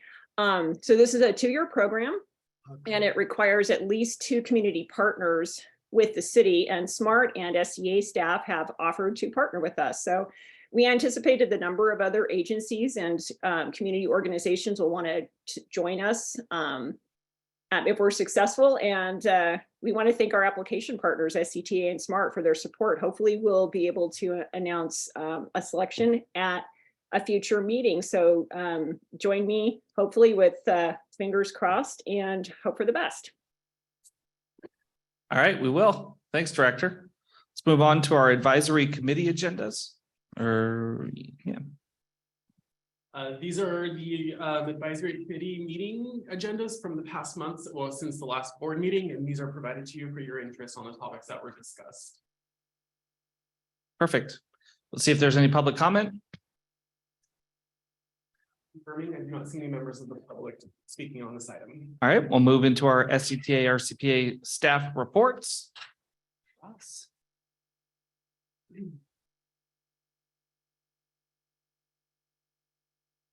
Thank you, Mr. Chair. This is going to be a little redundant as things have been covered, so I will keep it brief.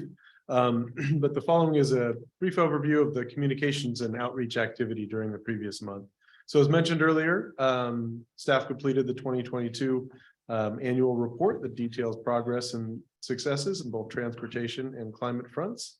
And just as a reminder, we will be sending out a new link to that, and a limited number of physical copies are available to those interested. And then just looking back on December 14th, the Funding for Climate Change kickoff meeting was held. And as I just went over, we're providing a forum for climate experts and interested community members to discuss and evaluate potential climate solutions. RCPA staff presented the slide deck to the Petaluma Climate Action Committee. And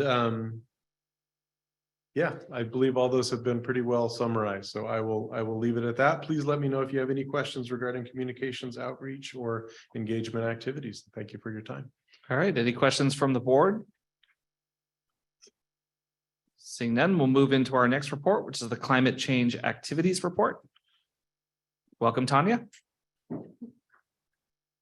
Thank you, Mr. Chair. Good afternoon, directors. My name is Tanya Narath, and I'm the Director of Climate Programs for the RCPA. And I just wanted to highlight a couple of the items from our Climate Change Activities Report. So in the category of our Sonoma Climate Mobilization Strategy, which we continue to work on, in addition to BC's presentation about the tree protection report, staff has also been working with the County of Sonoma's Climate Action and Resiliency Division on its RFP for a carbon sequestration potential study. So we've been providing input on that, and the results from this study will help inform our work on our sequestration initiative in the mobilization strategy. And then in terms of our funding for climate change, you've heard a fair amount of that about that today, but I wanted to make a couple additional highlights. So staff continues to research grant opportunities to bring in additional funding to support this work. And we are currently working on a proposal to the state's Office of Planning and Research, Integrated Climate Adaptation and Resiliency Program for funding to support additional community engagement and environmental justice work. And then we're also supporting the program committee co-chairs to plan their upcoming meetings, and we'll continue to do that. In terms of our member partner coordination and countywide policy collaboration, we hosted RCPA's Climate Action Advisory Committee meeting in January, and staff covered a number of items there, including the tree protection ordinance report, a discussion on climate action software tracking, which was of interest to the committee members, and provided an overview or update on our funding for climate change activities.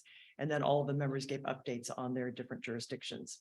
And then the other meeting that we hosted since we last met with the board is our bi-monthly RCPA members and partners meeting on January 23rd. And we use that meeting as an opportunity to hear from all of our local partners and members on their local climate plans and community engagement efforts. And we're assembling that information to share with the program committees so that they're aware of what our local government partners are doing and planning, so they can include that in their recommendations to the board. In terms of our greenhouse gas inventory, you know that we published our 2020 inventory update, and BC has been already thinking ahead to our next inventory update and how to build on the work that was done with this one. He's been working with Adam, our new data analyst, to look at our methods and the way in which we're communicating the inventory results. And so we're looking at ways to improve in those areas. And BC has also been working with our members to provide additional data in regards to the inventory. So for example, provided transportation inventory data to the city of Healdsburg so that they could use that as part of their climate action framework planning document, and also responded to a request from the County of Sonoma for more greenhouse gas inventory data. And then lastly, in terms of BayREN, our Bay Area Regional Energy Network, wanted to make sure our board was aware that BayREN is celebrating its 10th anniversary this year. And we included a link in our activities report to the BayREN website so that you can read up on the accomplishments over the last 10 years and see a number of really good articles about that. Our partners in the Climate Action Resiliency Division just released their new public workshop series. And I wanted to highlight a couple of workshops that are coming up. First, in terms of online workshops, on February 8th, there's a heat pump water heating workshop. And on the 15th, the workshop on home resilience. And then there are actually 2 in-person workshops coming up, both related to saving energy at home. One on the 18th of February that will be in English, and then a second on the 21st that's in Spanish. So those will be great opportunities for our community members to learn more about energy efficiency programs and incentives. And then just a couple other highlights. For the BayREN Bay Area Multifamily Building Enhancement Program, or BAMBI as it's known. What we've been focused on here in Sonoma County with our partners at the Climate Action and Resiliency Division is increasing outreach to local property owners. And that has really produced some results. We've seen an increase in program participation. There are currently 26 projects in the program that represent 1,379 units getting technical assistance through this program. So that's really good news. And then in terms of our codes and standards program, which supports local jurisdictions in updating their building codes, for example, to be more energy efficient, we provide ongoing training and technical assistance to local jurisdictions, and then are aware of a number of jurisdictions that have either adopted or are working to adopt all electric reach codes as part of the 2023 California Building Code update. So those include the cities of Cotati, Healdsburg, Santa Rosa, Town of Windsor, and the County of Sonoma. And the city of Petaluma, as you may recall, has an existing natural gas ban in place, which is not affected by these code changes. And then lastly, for the Water Upgrade Save program, a couple of highlights here in the city of Sebastopol. To date, the city has completed 49 single-family projects and 1 multifamily project that will save in total 278,660 gallons each year. And the program continues to do outreach to local customers about the program and has recently distributed a number of bilingual posters and flyers throughout the city. And then has also been doing a customer satisfaction survey, and there's a 95% overall satisfaction rate with the program in Sebastopol, which is really great. In the city of Cloverdale, which is our second city to enroll in the program, to date, it has completed 8 single-family projects that will save 16,935 gallons each year, and also the program continues to do bilingual outreach to customers in Cloverdale. And then in terms of overall program updates, the Water Upgrade Safe program now offers recirculation pumps, which is based on requests from Sebastopol customers. So that's a great addition to the program. And it's also working on a Spanish language customer video that will soon be available on the program website, and also continues to look ahead to engage or enroll additional utilities in the program. So that concludes my update, and I'll turn it over to the chair if there's any questions. Great. Thank you so much, Tanya. Let me see if there's any questions from the board. I'm just seeing a lot of impressed faces. Oh. Let's move on to our planning activities report. Good afternoon, Mr. Chair and directors and everyone on Zoom today. So happy to provide a few updates on our planning activities today. So on SB 743, we're working on investigating options for BMT banking and exchanges, including finding funding to do more work in that area. In data and mapping, we're really excited to have Adam on board. So to help us with our data analysis and mapping needs. So really looking forward to working with him. It's been a pleasure over the last 3 or 4 weeks. So looking forward to the next year working with him. On active transportation, thank you for your support of the active transportation plan RFP that's out. So we're looking forward on working on that over this year and next year. For Vision Zero, the Vision Zero Advisory Committee is meeting tomorrow to discuss implementation of the Vision Zero Action Plan and other safety topics. On transit, Sonoma County celebrated Transit Equity and Rosa Parks Day on February 4th. And a number of local transit providers provided free transit fares on Saturday to celebrate that. And then on Safe Routes to School, our colleagues at the Sonoma County Bicycle Coalition have been really busy working on educational programs, helping with walk to school events, and analyzing and mapping student travel activities. So the planning team is here if there are any additional questions, but happy to provide any additional information at your request. That's great. Thank you. Let me look to the board. Any questions? No? Great. All right, thank you so much. We'll go on to our projects and programming activities report.